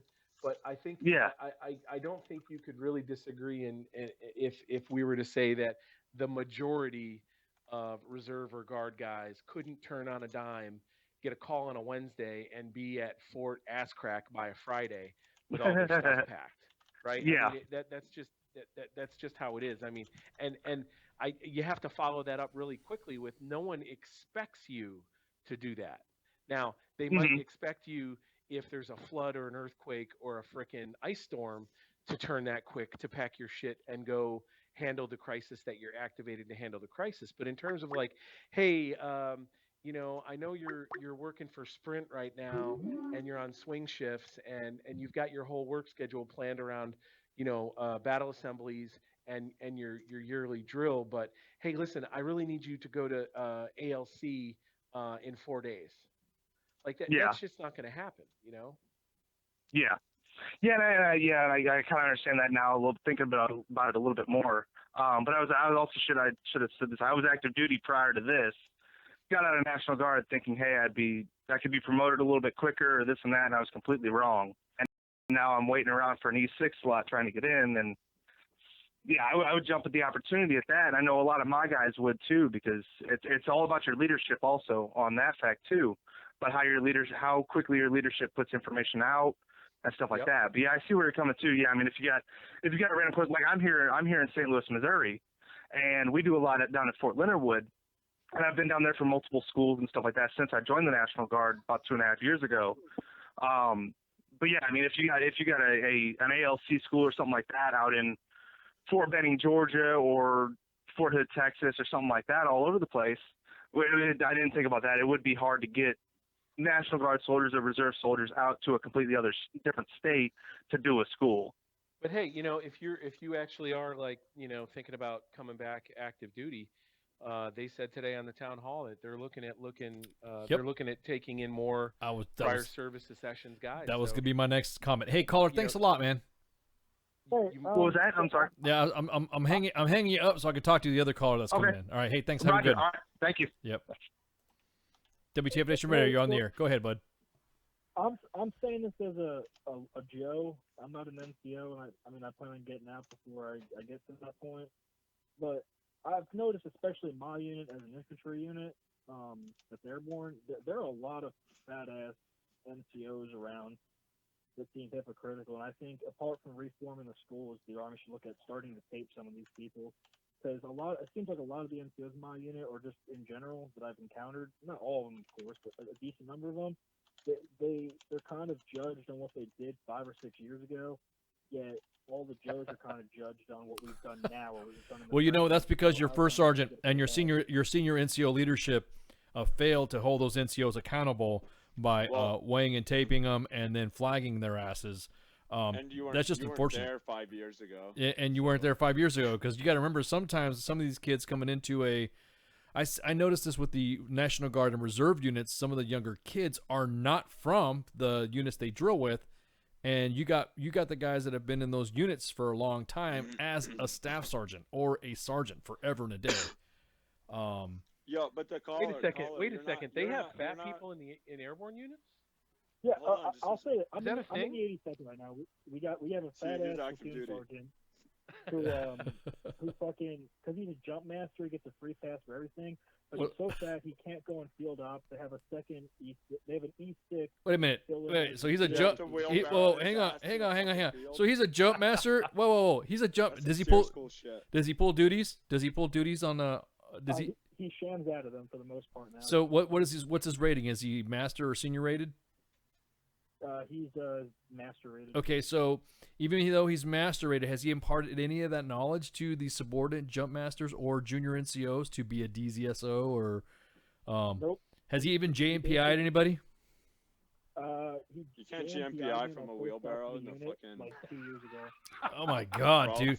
So since you've not seen him pull any duties, that would be one of the questions you could say that everybody knows that to maintain jump master currency, you must have completed or have been current qualified as a jump master by performing duties at least 6 months.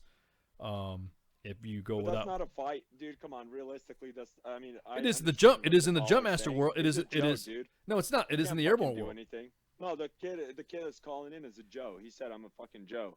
Like, for him, that's shitty. He's bringing in a fucking very valid point and perspective that Joe is fucking kind of stuck And look at this kid. He said, I'm not fucking re-enlisting. I'm not fucking staying in. I'm going to get out before I become an NCO.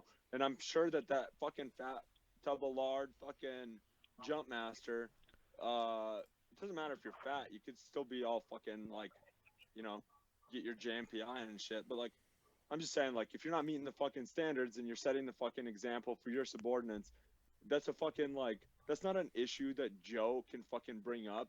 This isn't fucking, like, they like, what are they gonna do? The 82nd Airborne is not a democracy. Yeah. Hey, caller. Well, that's Hey, what I'm saying. thanks a lot. Thanks a lot for giving us a call, man. You're fucked, basically. Cause Oh, Doc, knock it off. Jesus, man. No, but I mean, it's literally. Don't say that to the kid. Hey, go to selection instead, dude. that- Try what- it before you get out. Go to selection, see if you like it, because maybe you will. Doc, But Doc, that's the only way you're gonna. Doc, get you out don't, but you don't tell kids they're fucked. I mean, you. That's why he's calling the station, so that way he can get some advice and knowledge. Hey, caller, hey, keep listening, because Francis is gonna bring up something about prior sessions. All right. All right, thanks, man. All right, thanks, man. Have a good one.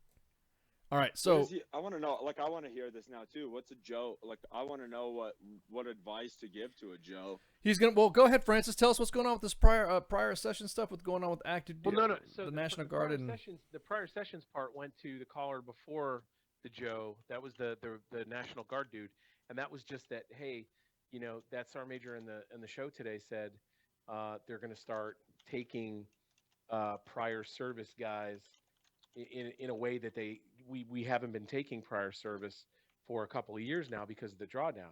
So to hit that 10,000 number by the end of the year, they're sort of widening the aperture, for lack of a better term, to get as many qualified people in as they can. And if you know you come in and you're in an MOS, or you show up at the recruiting station and you got out and you have an MOS that's on the list of whatever the MOSs are that they're looking for, you know, wham bam, thank you ma'am, you're back in uniform in no time at all. And you know, for the Joe, I mean, yeah, I think Doc's right. You know, that's a hard spot to be in, when you sort of perceive that you don't have any power, you don't have any influence, you're just at the whim of whatever NCO, you know, you've got and whatever that dude tells you to do. But I mean, you know, part of that is the old story about, you know, some of the best lessons you learn in leadership you learn from the worst leaders, and whether he takes that and uses it in the Army or takes that and uses it when he gets out and goes to work wherever he's going to go, he's learning a lesson. In the right now, is there anything he can do? Well, guess what? If they put that fat boy out there to be a DZSO or to perform jump master duties and he's outside his window, that's something any soldier can do. It's like what they say on the range, you know, everyone's a safety officer. That's right. So if he I knows bet you that for a fact, and this is the key, if he knows for a fact that dude is outside his window, yeah, that's a fucking safety violation, hands down. So that's a raise hand and go to the nearest first sergeant and be like, you know, hey, I know for a fact this guy has not JMPI'd anybody in 8 months or whatever, and someone needs to look at that. And guess what? You know what? He if he were to do something like that and somebody burns in and it was somebody that guy had hands on, that'll be a much bigger issue than a Joe maybe getting smoked for running his mouth at the wrong time. Well, also, that's what I wanted to mention is can't even pull duties though. If someone's that fat, I mean, I've known some. But you can't, like, as a Joe, you can't really bring that up. No, what I'm saying though, but it's like, have you ever? I mean, you hanging out the fucking door and you barely can hold yourself up. No, 1 minute. Yeah, but you know that's another thing that's probably transparent to that kid is that does he even know if this guy might be flagged? Nobody. I mean, you don't wear a goddamn scarlet letter that says I've been flagged. You know, he might be flagged. Did they? Yeah, I'm about to say. Let's be honest. They should. Good point. Let's add that to the list. Scarlet letter. Scarlet letter. It's a big F. B for bitch. B for bitch and F for flagged. I hope that kid was listening to that last bit about the safety. Yeah, that's exactly. That's the professional fucking way to do it. Yeah, and that's another thing too is that, and you do got a good point. Maybe there's a reason why he's not pulling duties. His unit might be saying, "I don't want that fat fucker fucking touching a chute," let alone freaking trying to clear the, trying to clear the DZ for a jump. I don't think I'd want somebody like that in there. I'm like, dude, Yeah. when was the last time you pulled a duty? Oh, well, you know, when was the last time you JMP'd? You know, can you even do a fucking DCSO?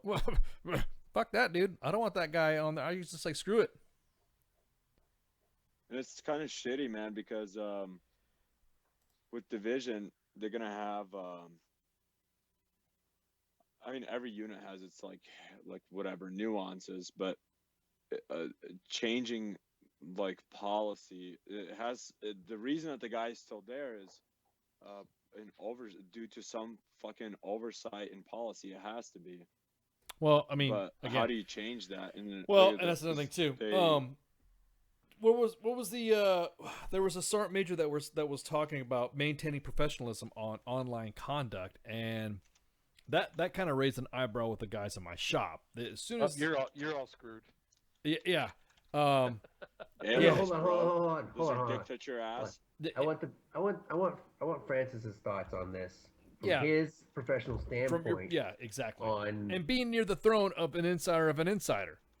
Right. So, because where I work at the moment, like most of you probably got the same message. Was it yesterday? I do believe. From where I was at, it was pushed out from the SMA, the acceptable online conduct policy letter, or whatever you want to call it. So I'd like to know Francis's thoughts on that and what he thinks should be happened, and then I have another stance on that after he's done. Well, I mean, it was pretty cut and dried and simple. And it was the tri-sign letter. So it was the SMA, it was the chief of staff, and it was the acting secretary of the Army. So those guys don't generally just like generate memos for shits and grins. When all three signatures are on there, it's kind of a big deal. So that should be a hint to the force that this online conduct thing is a big deal. The reason it's a big deal is because the Army doesn't want to get smeared the same way the Marine Corps is taking it in the face right now with this Marines United thing. Now, No pun intended. Phrasing. Ouch, phrasing. Yeah, I mean, there's been some, back channel talk about, oh, well, it's all services involved in this kind of thing. But really, the Marines are the ones who have their arms around this and kind of own this issue. They're the ones who've been through the headlines. They talked about the other services for like one day in the media, and then it was right back on to smacking the Marines in the face. So, I mean, the bottom line, the Army doesn't want to take that black eye and have it impact recruiting at a time when, the end strength is getting bumped up by 10,000 people, and you need every single person that you can possibly prospect and recruit, then assess, then train, then put in boots. You can't have a scandal or having to keep any prospective female troopers, out of the recruiting stations because they're afraid they might end up on a frickin' Facebook group somewhere. Well, don't you think though? It comes to it's a wider issue about what is okay and what's not okay. And what they're trying to say is, look, we introduced the Army values like about 20 years ago after the Aberdeen, drill sergeant thing back in the day. And we've had 20 years to work on these values. The introduction of social media, relatively speaking, kind of a new thing, only about 10 years old or so. Why can't we do this the right way? And so it was that was a shot across the bow. That letter was saying, hey, we're going to be looking real hard at this because you're a soldier 24/7, and you should be acting like a soldier 24/7, whether you are standing in front of or inside a formation, or sitting at your frickin' desk in the barracks in your boxer shorts in front of your laptop at 2 a.m. You're a soldier regardless of where you are. So now, do you think that it's also being a detractor from enlisting those, because they're seeing this? The kids that are coming in are a lot more media savvy or social media savvy, and they're gonna say, "Wait a minute, man! The Army is pushing social media and saying that I could do this, and everyone gets a trophy, and I get to come in and all that." I shouldn't say everyone gets a trophy, but you get what I'm saying. But and then they're kind of like, to me, the way I say it, they're scaring away. I think they're scaring them away. I think one of the guys on the town hall today said something along the lines of, this is how this generation communicates. They do it online. They do it through text message, Snapchat, whatever the platform of the moment is. And, we just kind of, there's an expectation that we have to make allowances for how this generation communicates. Well, no, we don't. We didn't join this generation. This generation joined us, and there's rules, and there's parameters, and there's acceptable conduct. Ooh, I like and that there's comment. Unacceptable conduct. Yeah, I like that comment. So if you're gonna come be with us and call yourself a soldier in the U.S. Army, here's your left and right limits. And if you don't like those left and right limits, millennial or Gen X or whoever you are, kick rocks. There's the door. Don't let the door hit you where the good Lord split you. That's really what it comes down to. Yeah, and that's another thing too is that I think it's do you see a little bit of a defiance, or what do you think their reaction was to some of the stories about that? You know what I mean? Very interesting. Was that too deep, or did I sound too senior? What? You're too crass. I don't know. I think my mindset is broken at this point.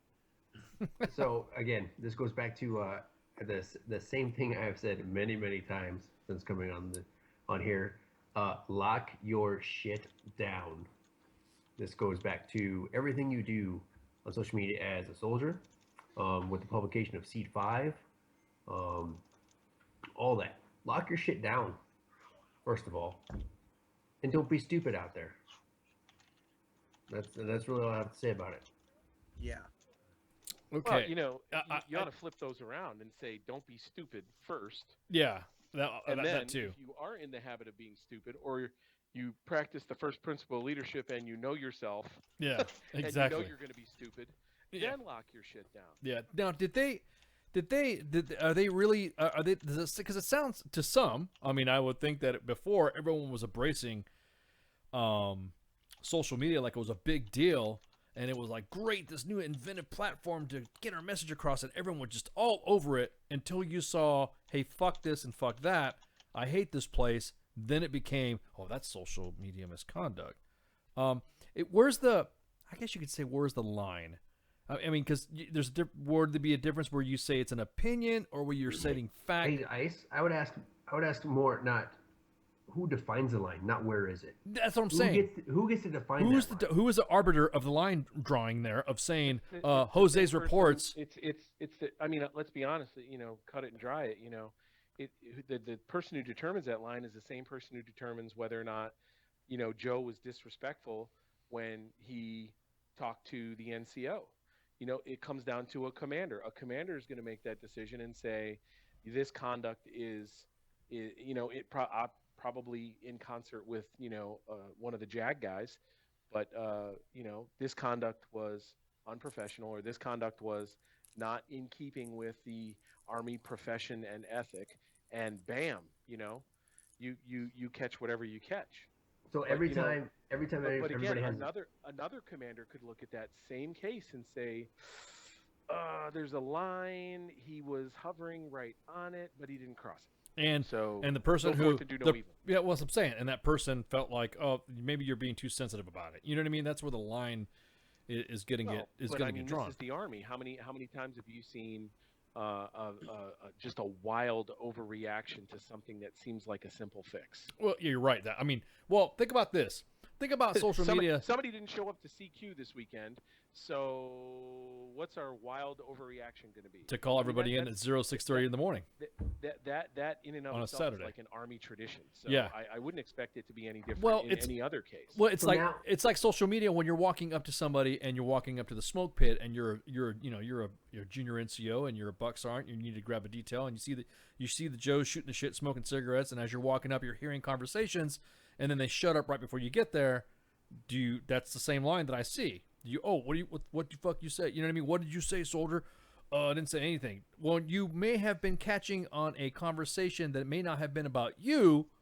Then it's going to get misconstrued, and then the next thing you know, the Joes are getting hemmed up for something. That's the way I see social media, though. I'll use the same example that they were using at town hall today, and that was, when they first started talking about the EAB, right? Oh yeah, expert action badge.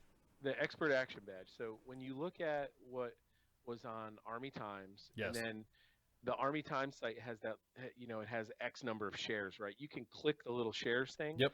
And go down through and see who shared it. Yep. And just like pick 4 numbers, pick any 4 numbers, like 1, 12, 27, and 36, right? And count those numbers down and just click that person and look at what they shared. And then if they have an open profile, start looking at the comments. And some of the shit that's in those comments is just, it's unbelievable. And the interaction or the conversation between people in the thread is similarly unbelievable. I mean, just the hate and the frickin' pure vitriol that goes back and forth, whether it's aimed at a Pogue or aimed at the grunts or aimed at whoever.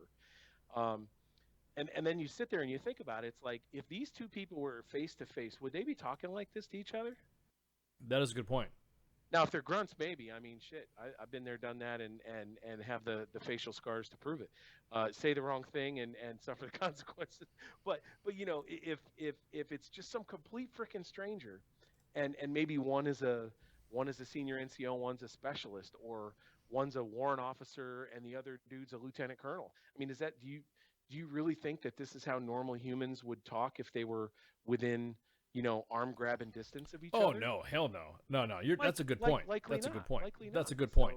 But the thing is that the way I see it is that like you were saying, Grey Cloud, just lock your shit down. You know what I mean? Lock it down and all that. It's almost like leaving your front door unsecured, and then you're just inviting anybody to come in there, to include the police. To hey, this is look what we got right here. Oh, look at you got Ice, and he's got all these whatevers in here, and that's counter to Army values, just because he has a book that he may be studying about freaking, what's that dude, George Kisilano or whatever, that guy from Drexel University, and I have one of his books because I want to read up on this chode bag before I grill him on air. But I'm going to be accused of not, it could be a clearance issue.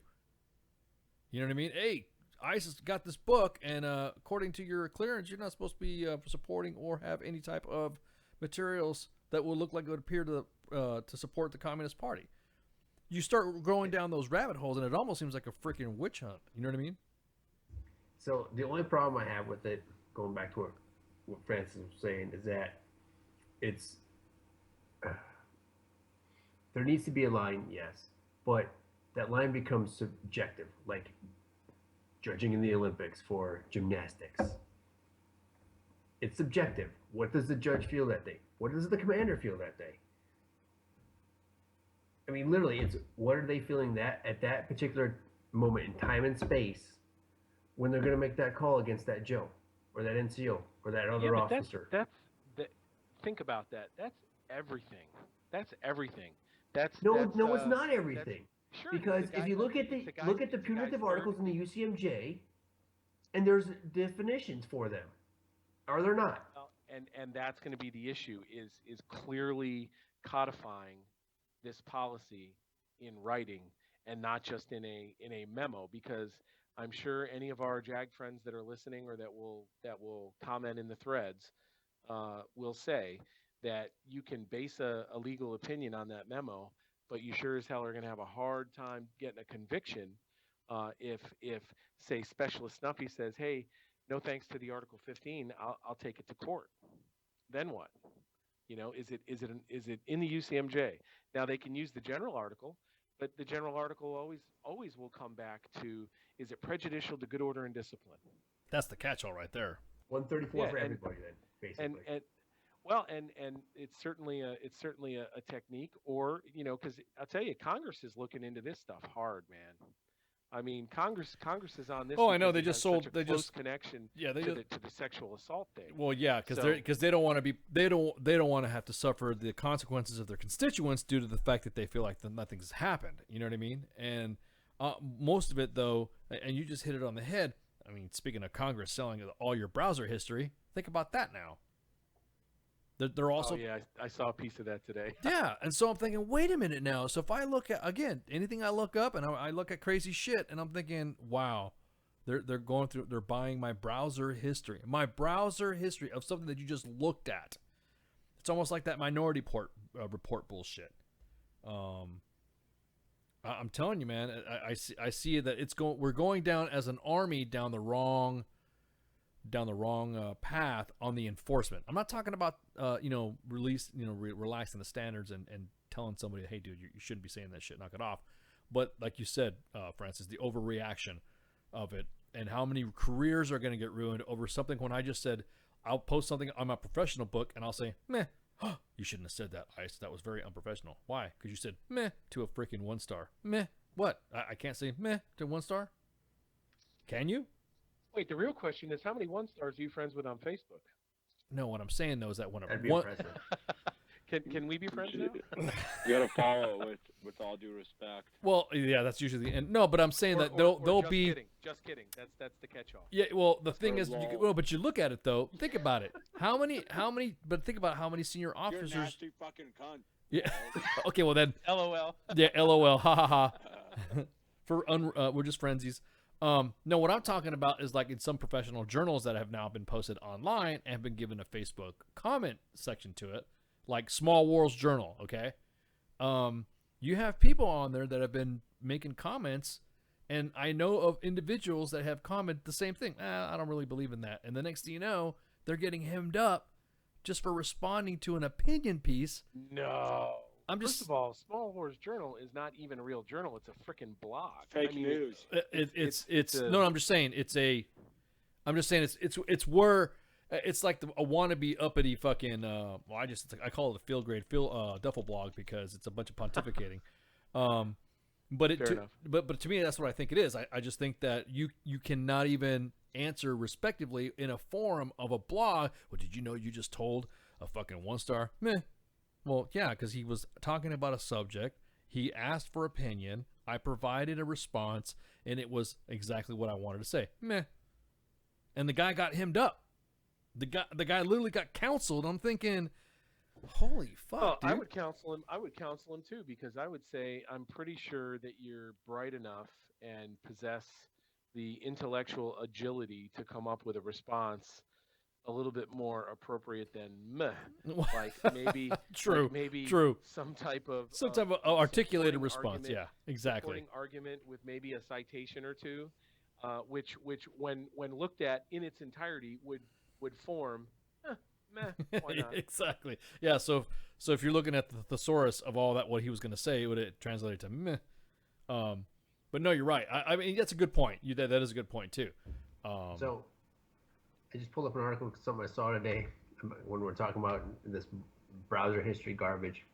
The creator of Cards Against Humanity promised via Twitter that, and I quote, "If this shit passes, I will buy the browser history of every congressman and congressional aide and publish it." At Speaker Ryan. Wow.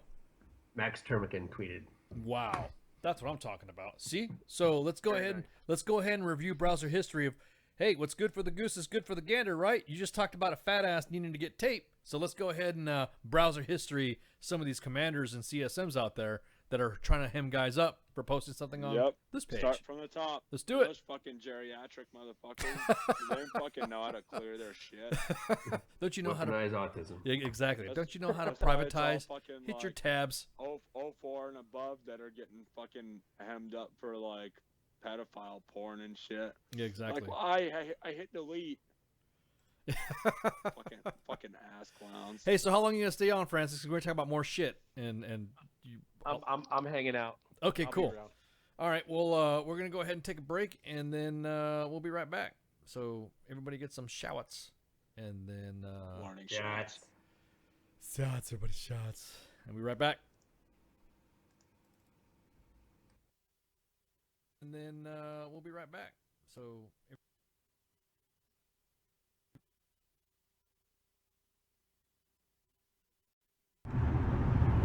The bitches, they love visuals. The voice of U.S. Army, WTF Moments. This is WTF Nation Radio. Monitor. All right, we're back. He was so upset.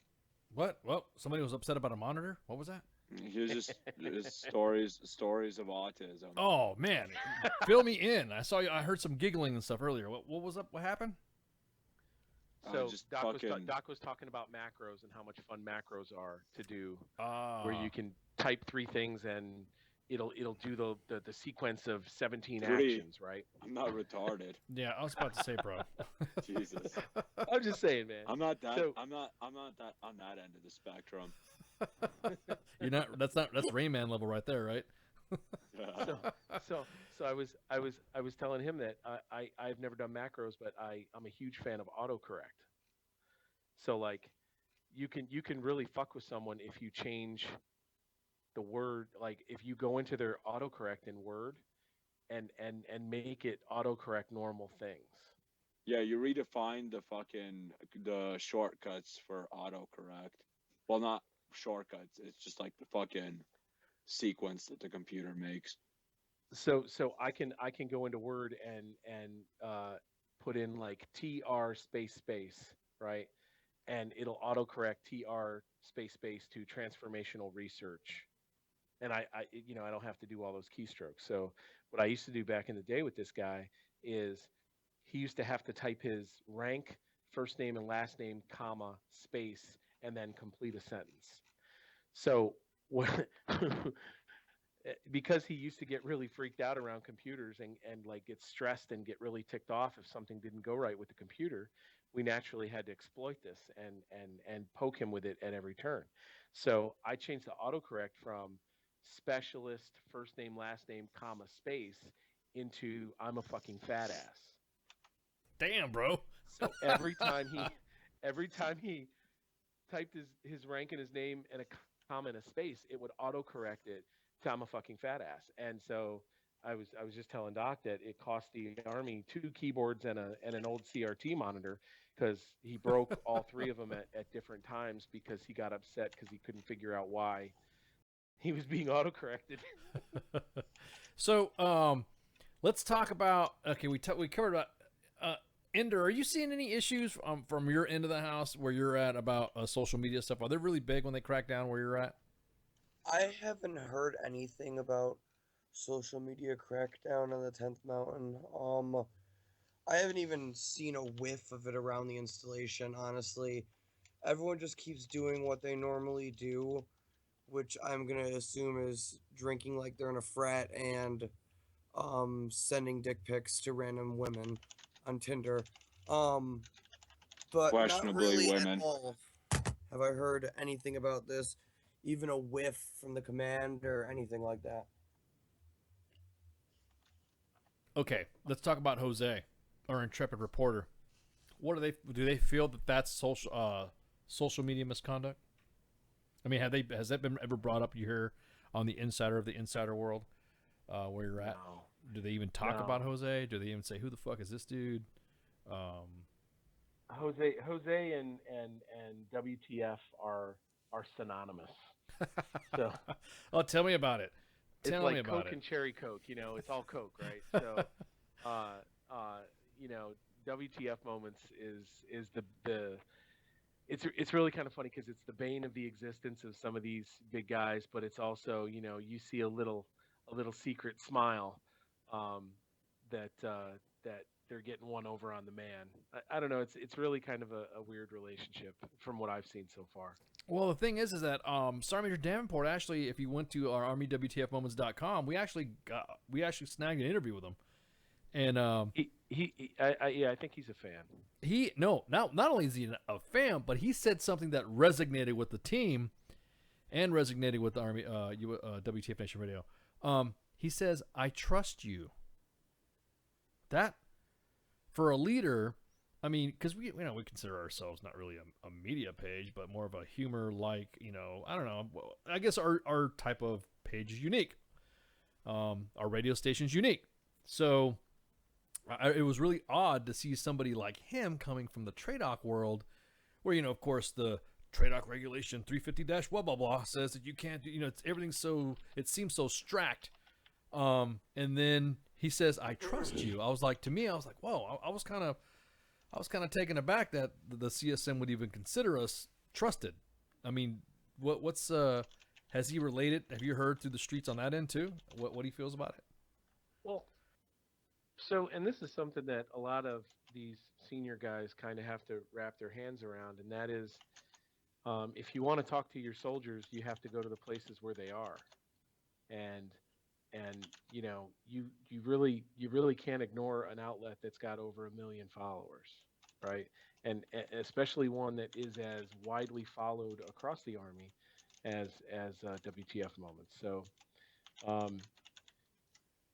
I wouldn't speak for him because I'm not him and I'm not in his head, but I'm pretty confident that, you know, he recognizes that so many of the soldiers out there follow very closely what happens on WTF Moments, and if he can have a piece of that and just get him to pay attention for 1 minute, then it's a win no matter what.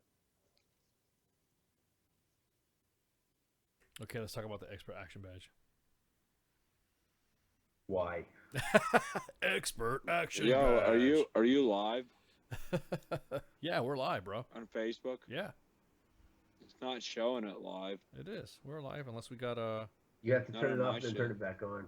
Maybe Yeah, I should dude. turn off, turn back on, I guess. Why isn't? What is it doing out of the kitchen?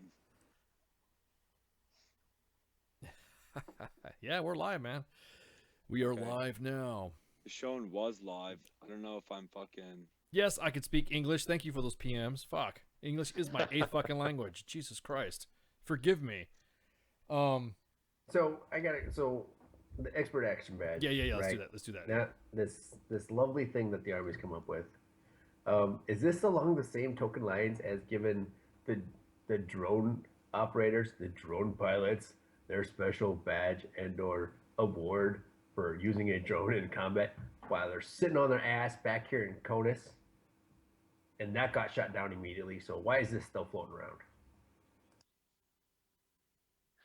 I don't know, man. I mean, they said today that it's a concept. It's not. I mean, it isn't like, you know, they're forming up frickin', you know, 2nd Brigade and saying, hey, we're moving out for EAB in 8 days. I mean, they could get further down the street and say, hey, this is a ridiculous idea, or it's not meeting the intent that we wanted it to meet, so we're not going to do it. You know, some of these things, and I want to say a lot of them, but there's a lot of ideas that get floated out there just for like the public sniff test. And if people lose their mind over it, they know, we might need to look at this a lot closer. Well, I just think,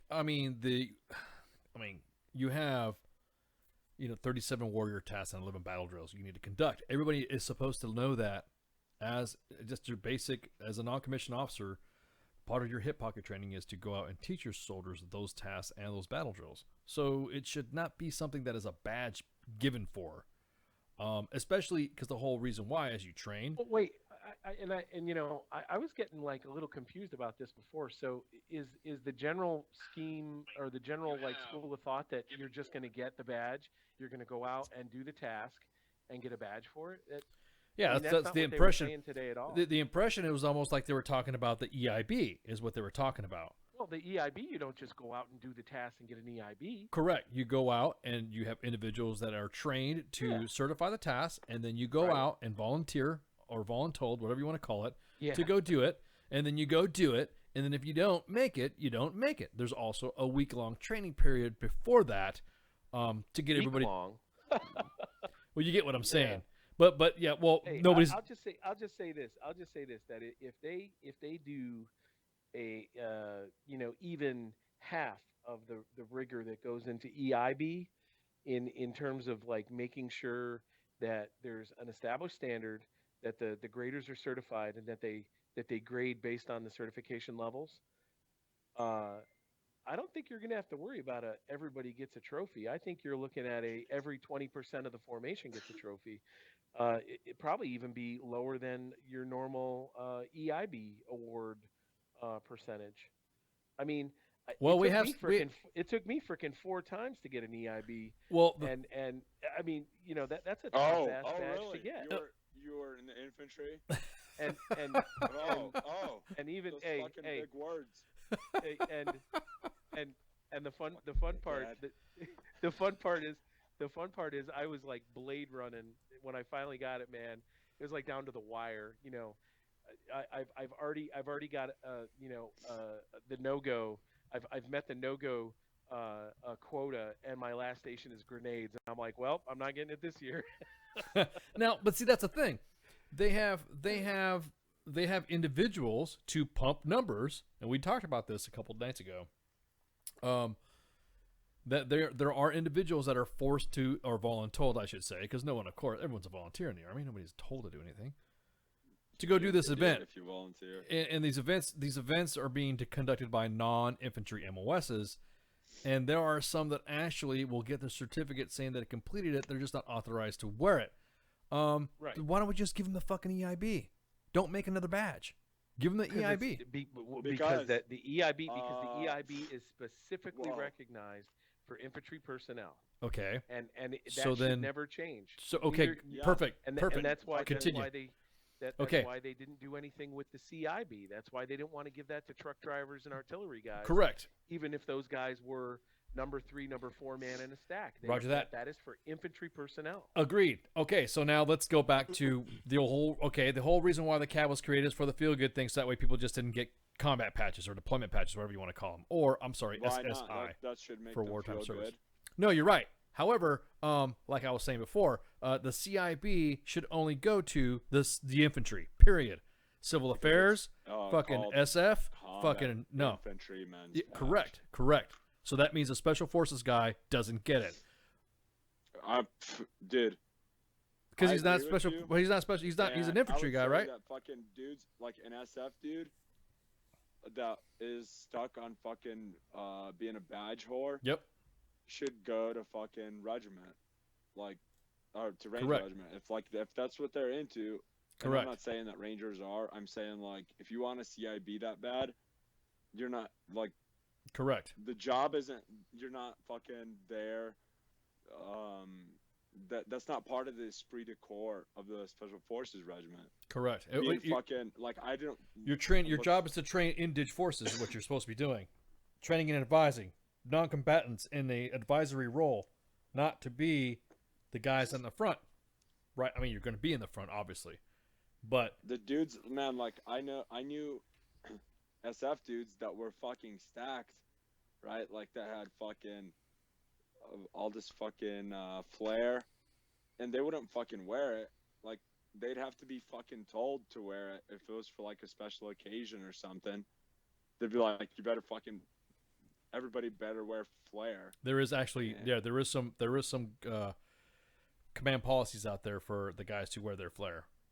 Period. And the thing is that normally though, the dudes that fucking have like all the flair, they'll fucking like for them, like a lot of times for them it's like funny that people chase that shit. Oh no, it is because like I'm saying, but going back to so we go back to being someone that's an expert in basic soldier tasks. I could see it's a little bit different, man. I just don't. That's what basic training's for, bro. Yeah, exactly. So Next question. And you get an Army exactly. You get an Army service ribbon when you complete basic training. So that means you have completed basic training, and that means you. Okay, so then let's take this back. Is there going to be a retro on this? Because no, but let me throw one thing in there, and okay, so the warrior tasks and battle drills. You know, you've shown that you are. Check the block. You're fully trained in those tasks. Okay, congratulations, you're a graduate of basic training. So, are we saying the same thing for CMF 11 guys who are taking a swing at the EIB? Because it's the same shit. Those are the tasks that generally on any medal in any unit that they could be in across the Army, it'll be those tasks. That's your day-to-day. That's your day-to-day No, it's mission. not. So why? Fuck no. Yeah, it absolutely is. Are you fucking kidding me? No. You should take off your blue cord and fucking not be allowed to wear it. Hey, anymore. it's a true story, man. I know what you're saying, but I would say if you're. that I mean, obviously, if you're, the medals change from whether you're in a mech or a striker or a light unit. Got it, but. And each brigade that does the testing for the EIB has the option to throw in. I can't even remember. It's either 5 or 6 tasks. Yeah. Based on your specific unit medal. So, but still, that's the staff sergeant that goes through EIB is getting certified on skill level 1 tasks. Remember that. But the but E5 the that's thing going is, through EIB is but certified that's the on difference, skill man. level It's 1 tasks. But when a pogue goes to school, they fucking they have like basic training and AIT. Like the shit that the infantry dudes gets tested on, that's their fucking AIT, that's their specialty job. Like when Right. you're getting tested for it. If I mean, if a pogue goes to get tested on how to sharpen pencils, like they should not get a fucking EIB. That's their fucking job, to sharpen pencils. The fucking You actually grunt's have job. to is like- remember that the warrior tasks and battle drills are every soldier in the Army. It doesn't matter if they're a chaplain, correct, or a frickin' pack clerk, yep, or a tanker, intel analyst, or a medic, or it doesn't. None of that. The basic tasks that the infantry does are you can capture most of them right inside the warrior tasks and battle drills. Shoot, move, And communicate, and right? conceptually But- and theoretically, So like if the infantry forms the foundation of all of those warrior tasks and battle drills across the Army, every soldier in uniform needs to know those tasks. Then why everybody would should you just why be would you infantry. differentiate? Well, they are. Why do we have an They infantry are. branch Gen- then? gen- Why general- do we general- have general- an infantry branch? You remember General Schoonmaker back in the day said every soldier a rifleman. That was Yep. that was a big deal back in 04, That- 05. That sounds like the mad ravings of a geriatric lunatic. who had to have been brought me. back, who had to be brought back from retirement to be the chief of staff. He was the retired former U.S. SOCOM commander, and then was brought back. And then there's a knee-jerk reaction. I'm just saying. And that's why I'm we just have saying all that these one stars that don't have a fucking job in the world. Or I honestly think that any of my infantry brothers who, step up on the soapbox and start going off about participation trophies and every pogue gets a badge and that line of bullshit, they're just not acknowledging the fallacy of their argument when they That's then not- turn okay. around. They turn around and say, "Oh, the EIB." Well, buddy, that's a basic task badge in and of itself. That is a good Yes, point. okay, but- that is a good point. No, Doc, that's a good point. In itself, it is a badge. it is- it is a badge for infantry guys to say, yes, we can infantry. But that's okay. let's fucking. We finally got him let's brain step locked. back for- No. We're ganging up on it. No, we're not. it It's has a good to be- point. That's a good point. Because there's more to it, dude. Like, yes, that is the argument that would be presented for this fucking this action, right? For this fucking shit. But the thing is that, like, why, like, the infantry dudes, why did they fucking get their, like, the distinction, all the flair, like, little fucking bullshit things? Because they bear the greatest burden of anybody in the formation when it comes time to kill people and break things, and they Okay. live the worst and they bear the greatest burden. And nobody who has half a brain in their head would ever argue that. And I read up Well, on the. but on the- you're I read setting up the- on the. you're- Let him finish, I read Doc. up on when they originally looked at the combat action badge back in 2004 is when Yep. they first started like talking seriously about it, right? And so Mm-hmm. one of the concerns was that it was going to cheapen the combat infantryman's badge. And I think it does.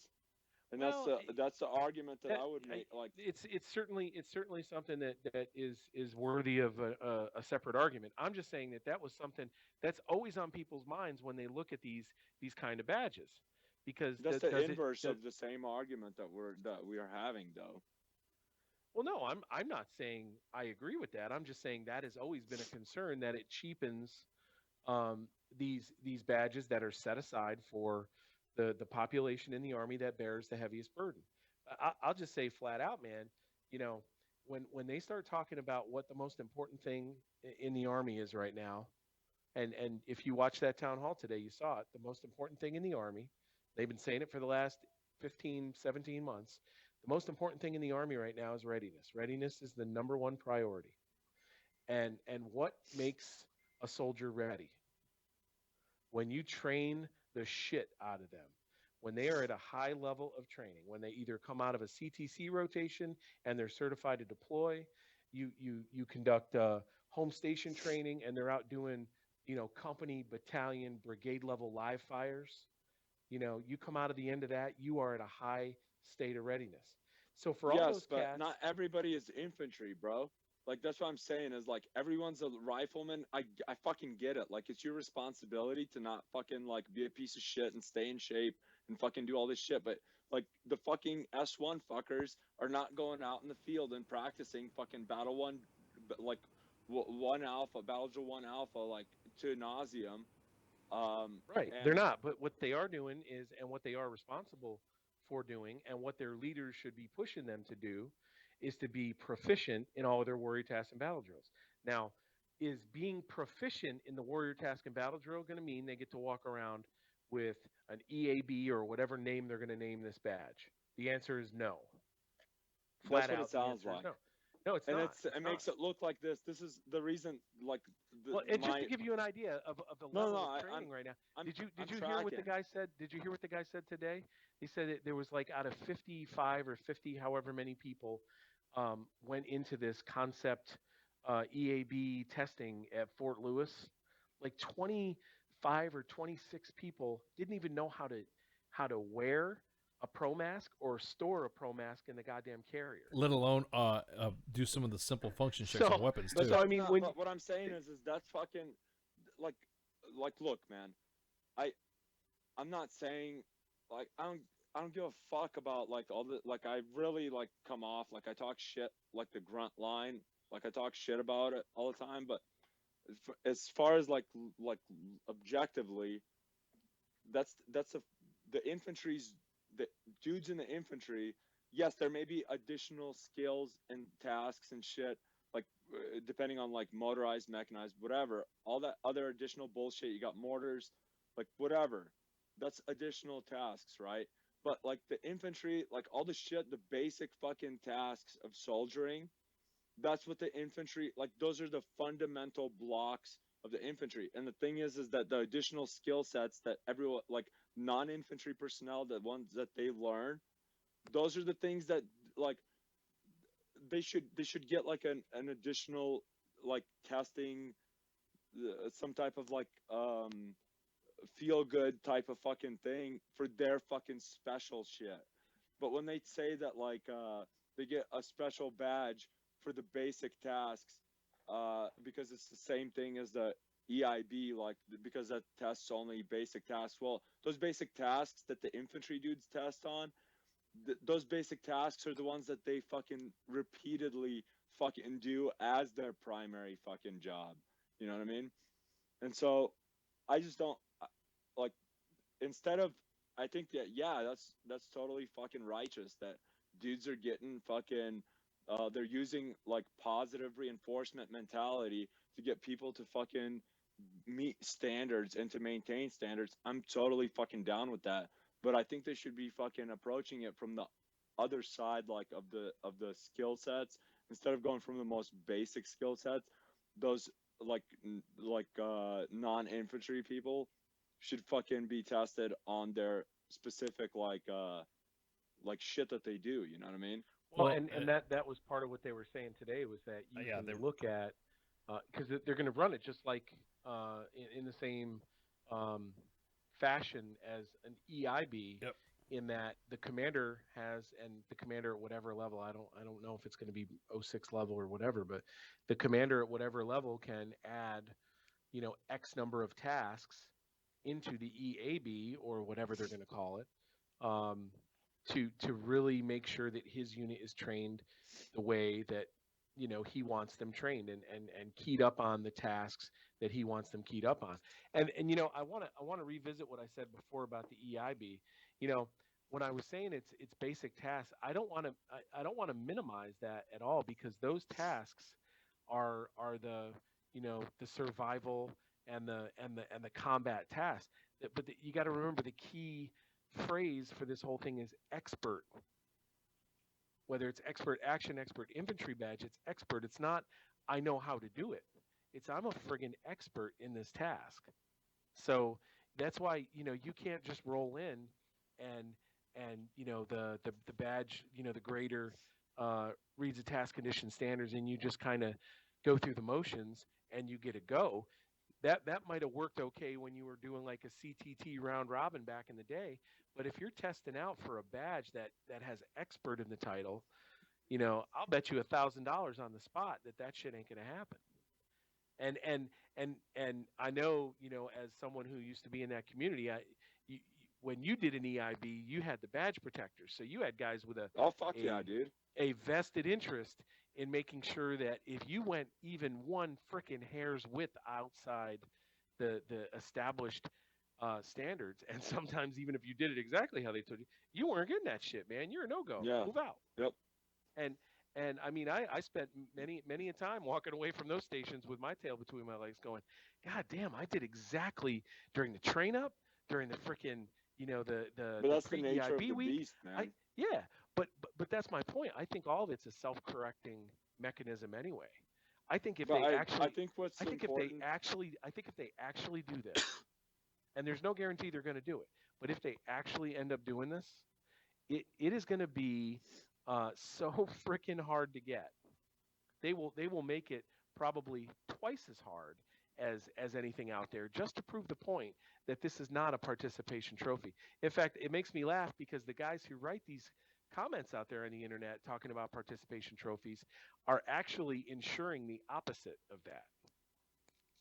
Dude, Well, some of the jokes that we do here, though, is since per. S1 is going to be doing it. They're Yeah. just going to pencil whip it as one of the fucking. Okay, now you're off the rails on that one. Hold on, I want to touch on something real quick. Go for it. Touch it. Go ahead and touch it. Jesus. Yeah, touch it, Ray Cotton. Touch it. Woo, woo, woo. Francis threw out a great statistic out there about these guys up at Lewis. And he said 25 or 26 of the 55 they selected to try this out or to test it or whatever could not properly put on their Pro Mask and or properly store their Pro Mask in their carrier. So that tells me a couple things. One, those guys' leadership and their NCOs are failing them and training them in a simple task such as the Pro Mask. And two, all this extra training that's coming to the Army, i.e. 350-1 training, the quarterly sharp training, the quarterly garbage training, the quarterly training on how to properly pick up after the commander, all this other garbage that's coming out there is chewing up time that NCOs used to use to train their guys, to take them out back, to show them what right is and what it looks like and how to execute it.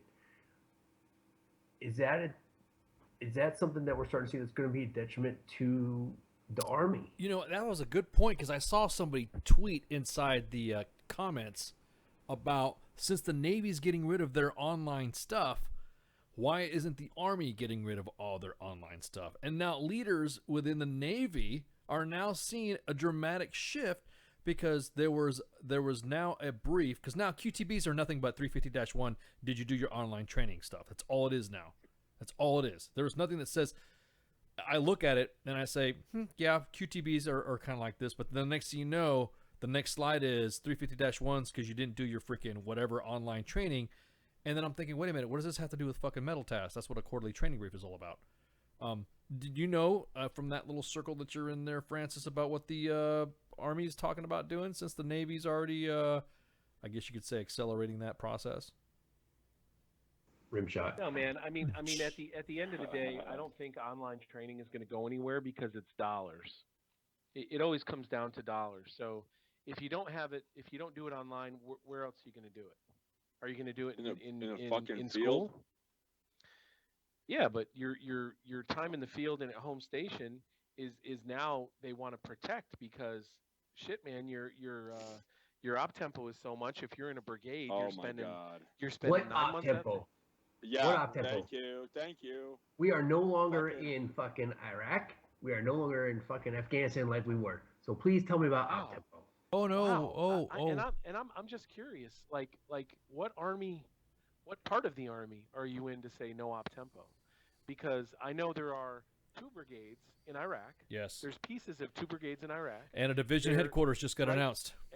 And a division headquarters that's there, the mighty big red one. You've got the First Armored Hydra Division. kids. Them Iron Soldiers. That's They're- right. they're, The dirty they're- Dorito they're- baby. they're Okay, are in- those they're in the are shoot those right guys now. going So down for let me- 9 months to a year and then coming back let for me- 12 yeah, but and let then me turning fin- right let me back finish. around and going Let back me out? finish. Let me finish. So if we talk about brigades being like the centerpiece of the Army, right? The brigade is where the action is. Okay, there are 3 continuous missions for Armor Brigade combat teams right now. There are right now, like standing tall right now, I believe there's a total of 9 Armor Brigade combat teams. So those 3 are either or those 9 Armor Brigade combat teams are either in the door, they're in the mix, or they're coming home from the mix. One of the 3. Okay, so that's op tempo. Your light your infantry brigade combat teams. I believe there's 3 brigade combat teams in Afghanistan right now. If it's not 3, it's 2. And I understand that the numbers, the force cap is lower, but that's still 3 formations that are reserved. So if you got 3 in Afghanistan, that's really 9, because again, you're back to you're either there, you're prepping to go there, or you're home from there. So I mean, you could start to do the math, and you're winnowing away the total number. So when you say, we're not in Iraq, well, we're in Iraq, and it looks like we're going to be even deeper in Iraq. Well, we're not in Afghanistan. Well, guess what? They're pawing the ground asking for a troop boost in Afghanistan. It's because they suck. And oh, by the way, there's you got people in Kuwait, you got people in Jordan, you've got all these little onesies and twosies missions that it's just 200 here, it's just 500 here. Before you know it, now you're looking at there's 50,000 folks in a 270 something thousand strong army that are out the door at any given time. So op tempo is real. Well, and then if you let shit get out of control like that, and you got motherfuckers like running to Korea because that's forward deployment to some motherfuckers, or to Kuwait, right? They're fucking hard deployment. Oh, don't get me started. I tell you what's going to happen. No, that's what's going to happen. Dude, that's exactly what's going to happen. Oversight, like misuse of fucking resources. And so that's what I'm saying. People They're should be- trying to slam guys and trying to put guys out who have been broken by these deployments, and they're okay, we're done with you, but yet have not looked at the almost upwards to 50,000 soldiers that have not come out of those freaking headquarters that need to get some freaking purse tempo adjusted. Dude, and the thing with like the brigade, maybe from some perspective, the built basic block of fucking whatever, but the impact, the brigade is not like, that is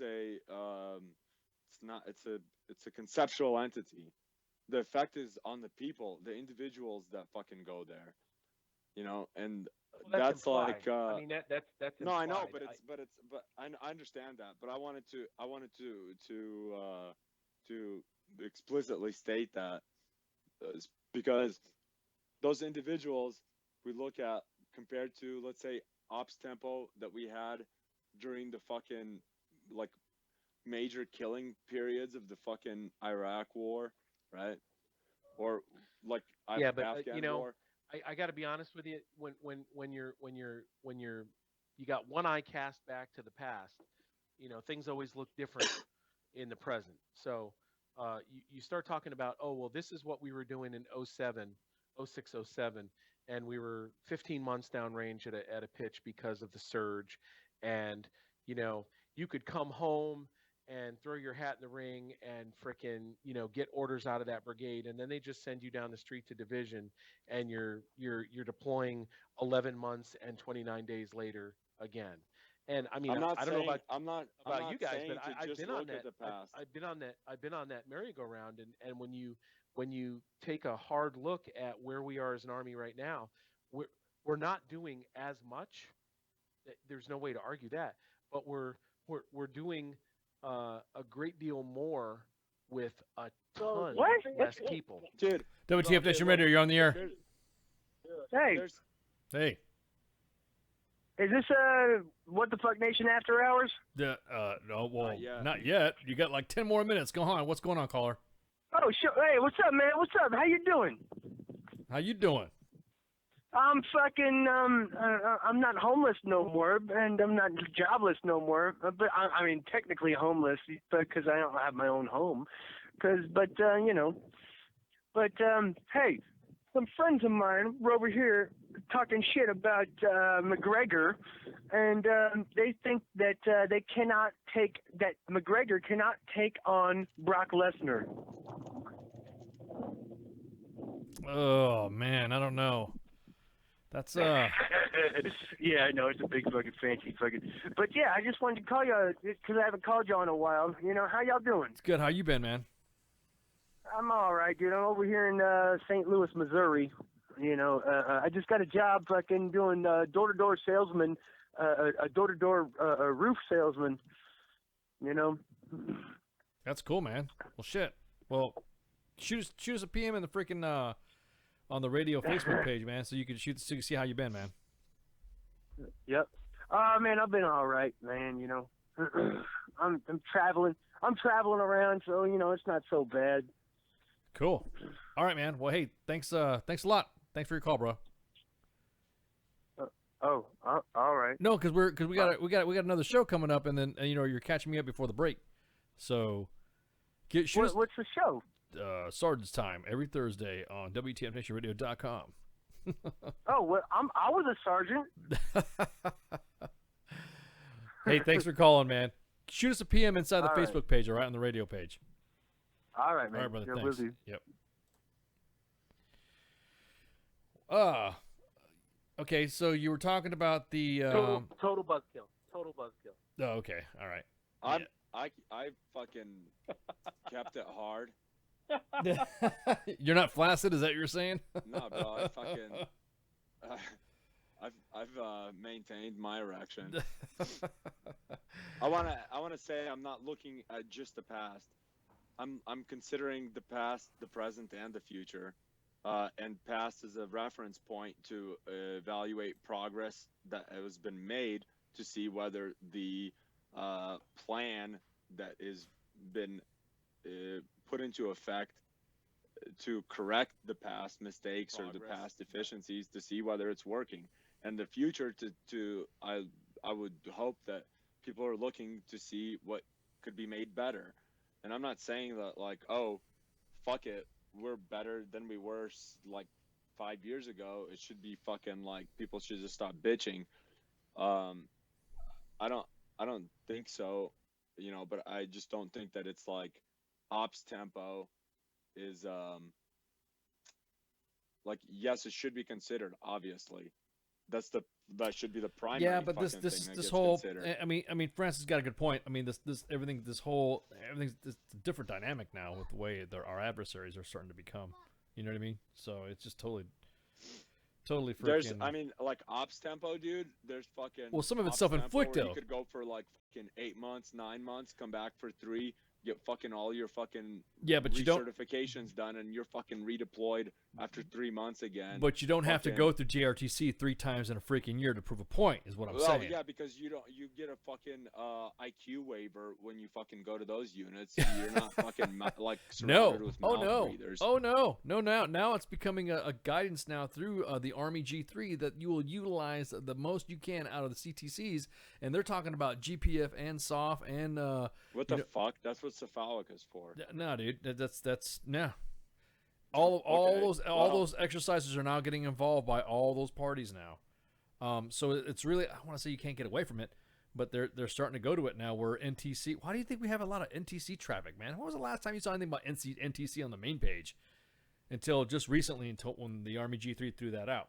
Going with the Objective T program as well on how you properly say your unit is TPU as well. The Army is like saying, well, you've been lying on your stats, basically saying that you have to be, if you got to be evaluated from one level up or 2 levels out to say that you're a T by an outside organization, then that means you need to go to freaking Fort Polk, or you need to go that's to. Fucking stupid. No, it's not stupid. No, it's not stupid because I'm not talking about the goddamn fucking regular Army. No, I'm talking about. That's what it's for. But you fucking take small units that are specialized, and then you Correct. have to fucking Correct. have OCs But if you that don't are have, qualified to fucking but if you assess don't them. have, correct. But if you don't have those, no, because they're all OCTs. Those OCTs are provided and augmented by the supported unit in that same tribe. What I'm saying is that the way our battlefield and battle space is starting to look like, they're gonna have to work together. The days of having, well, those guys, they're cool. They got beards. They're sitting over there. Those days are coming down to an end. That's fucking stupid. Those are the days where now Might as well fucking call ourselves North Korea, because that's how they run their special ops. They integrate them into the fucking infantry. They don't integrate them. I'm not saying they're integrating. They're That's just the step. That's a yeah. slippery slope. I mean, I've never been to North Korea before, so I wouldn't know. I've been close. Actually, I have been in. That's But what she said. So what do you think about that, Francis? When you hear about that, about the Objective T and all that, did they talk about that stuff about metal tasks and all that? No, that's more focused on the ForceCom side. Yeah. What they were talking about today was all mostly TRADOC stuff. Gotcha. Now, did they did they get a good feeling from what you know or what you've heard that it actually went okay? Like, did they want more time? Did they want to sit there, man, I wish we had like another 30, 40 minutes to discuss this or whatever? Did they feel that? I think you know, not to scratch the scab with Doc there, but you know, the once the EAB talk started, you know, it seemed like you know, that was something they were ready to talk about, but then they were ready to move on. Big picture, man, that shit's insignificant. The point that's being missed there is why was the EIB or all that flare? Why was it fucking started in the first place? For whom? Infantry.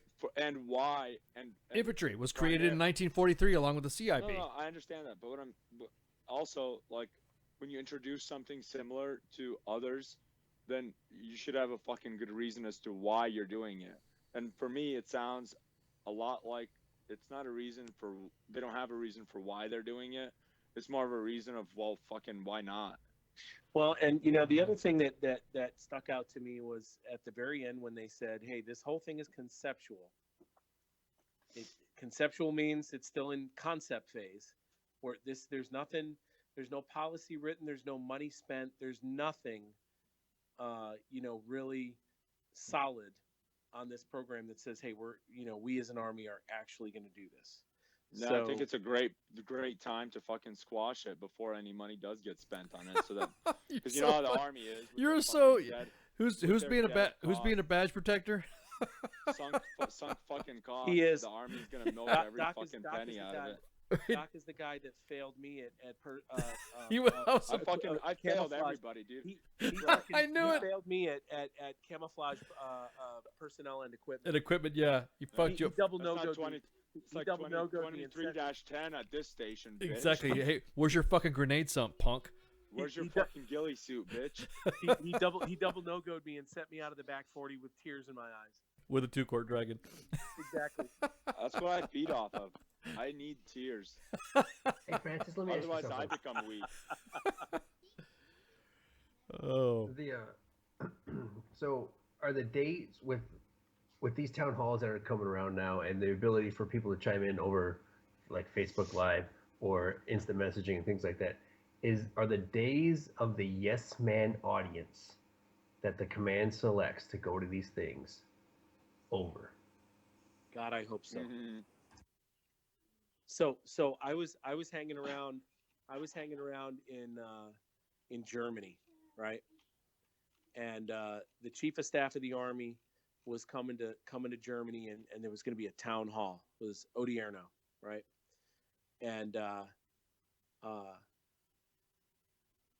he did one town hall in one part of Germany, and a town hall in my part of Germany. So we were either day 2 or day 3 of his time in Germany, and I was around during the setup as they walked him through and just said, "Okay, you know, this is where you're going to come through," and blah blah blah. And he turned to the full colonel that was walking with him. It was somebody from Germany. I can't remember if it was a garrison commander or somebody, but he said, "No bullshit questions this time."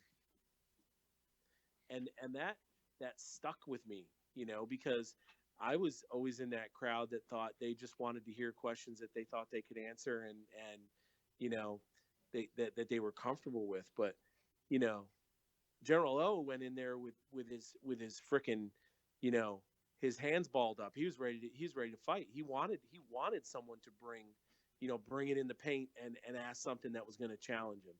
So, you know, those cats are out there. And what's cool for me right now is I think I get to see a lot of these dudes starting to come more to the forefront. And those the ones that are brave enough to say, hey, let's do a Facebook thing. Let's do a Facebook chat or a Facebook Live or a Facebook town hall. And just people come in out of nowhere, like jumping off the top rope, leading with the point of the elbow, and ask the question that's like lands with a thud in the room, and everybody's like, you want to take that one? That's good, man. That's good. Because you know what? Leaders are supposed to be accountable, right? Leaders are supposed to be the one with the answer. It shouldn't be up to like supporters and staff and all these other bubbas to sort of coddle these cats and protect them from the hard truth that's out there. It's like we want those guys to stand up and say, yeah, ask me a question. And then tell it like it is, whether it's an answer they like or an answer they don't like. That's important, man. Yeah, and that's another thing too. And sometimes I think the commanders roll into fucking town halls sometimes with the wrong mindset. Yeah, I'm gonna fight whatever, and I'm ready to fight that. Maybe there might be some instances, which I think U.S. Army WTF Moments is a great town hall format for individuals to let situations be brought to light that you don't even know that could be happening in your command or under your soldiers under your charge, and you think about it, holy shit, I did not know this was happening. I did not know that this is happening here, blah, blah, blah, blah, blah. Hey, Fort Bragg, we're watching you right now because we're about ready to bust a story out on bad water and black mold, just FYI. So I think, honestly, I like it. I want to see them react to something either, I wouldn't say it's like a straight whining dime out, but more of an actual no shit issue that was probably being skirted, due to the lack of knowledge or incompetence, but it brought out in a town hall environment. I mean, that's what he want. I mean, he'd probably say, well, without understanding what the situation is, I'm pretty sure we'll get back with you. Let me get your information, blah, blah, blah, blah, blah. But at least it'll be brought to that forefront, if that makes any sense. I guess not. No, it makes sense. Well, because I don't know about everybody else, but I know when I was cutting my teeth as a young Joe, I didn't get to go to those town halls because they knew the type of questions I'd be looking to ask if I got called on. So I was never invited to them. Yeah, I think I'm in the same boat there. Yeah. I was the guy that could always be counted on to ask a stupid question. Yeah, and it was not a question not to be belittling to the command. It was like a genuine no shit I didn't know. That I would ask questions to my first line, then I'd go to my platoon sergeant, and then my first sergeant, and then my CSM, and they're like, oh, fucking wait till you come over here to ask. And then as soon as they fill out the little card for the pre-po questions, it never gets asked. Come over to the mic and discuss this. I'm like, okay, whatever. Does your dick touch your ass? Yeah, exactly. Can you get a first time go on the EAB? So, but yeah, no go. Why bitch. not? Why not? It's a freaking participation trophy. Were you not there on time? Oh, because your dick doesn't touch your ass. Number one task, bro. Well, just for that, we're gonna play the commercial, the EIB commercial. Then how's that? The EAB commercial for you. Did you hear that at all this morning? Or I missed it. Oh, okay. Well, if you're still listening on Facebook Live, make sure you get on there and we'll play it for you. No hard feelings. It's just a joke, bro. Hey, Francis, thanks for giving us some insider of the insider next to the throne situation. We think it's awesome. Thanks for having me. Yeah, and you know what? I think we should do. I'm proposed to the bosses that we should do a WTF Nation Radio / U.S. Army WTF. I want Sergeant Major Davenport to come on the air and do a no shit, because now we've done an NCO town hall. We should have an NCO call. We should have an NCO. This is NCO club shit now. Now we can discuss stuff, with a beer, and let's do it. Now, granted, of course, due to our premium call screening service, we'd have to make sure we don't have anybody getting stupid and rambunctious, but I think that'd be a good idea. What do you think? I don't know. Just watching him on the live stream, I think he could take it. I think so too. I know, like I said, I've known him for a long time. Because he's a tanker, and I'm sure he's never heard a bad word said before. So and that's what I liked about his candid opinion of Army, ArmyWTF.com, as he would call it. He even said, he's like, I got plenty of stories to tell you about when I was a Joe. You know what I mean? And I was like, wow, this guy is like, I'm knowing him even more, being away from him and knowing of him and serving with him and then seeing him in this environment. I'm like, holy shit, I didn't know he did that. Because, you see a CSM back when you're a Joe, you're like, oh, it's a CSM. So. I never really saw them. I was too busy running away from them. Yeah. But, hey, Francis, thanks for coming on. Alrighty, guys. And then, and pay attention to Facebook Live because we're going to drop that freaking commercial for you. All right. Have a good one. Oh, man. All right, guys. So, hey, thanks for coming on. Everybody knows, I've been busy doing other stuff. I didn't even do show business today, station business. I didn't do freaking, hey, we got this going on. We got that going on. Totally fucking jacking this up, man. Jacking it up bad. But, like I said, good topics. Man, Doc, you're coming out of your shell, bro. You were. The fuck you thought? What the fuck? Exactly, man. You are coming out of your shell. I have never seen you be so articulate and animated on some of these subjects. It's quite impressive. Don't forget, tomorrow we got Friday Night Fuckery, or the Friday show. Well, I'm serious. I mean, some of it's obviously sarcasm.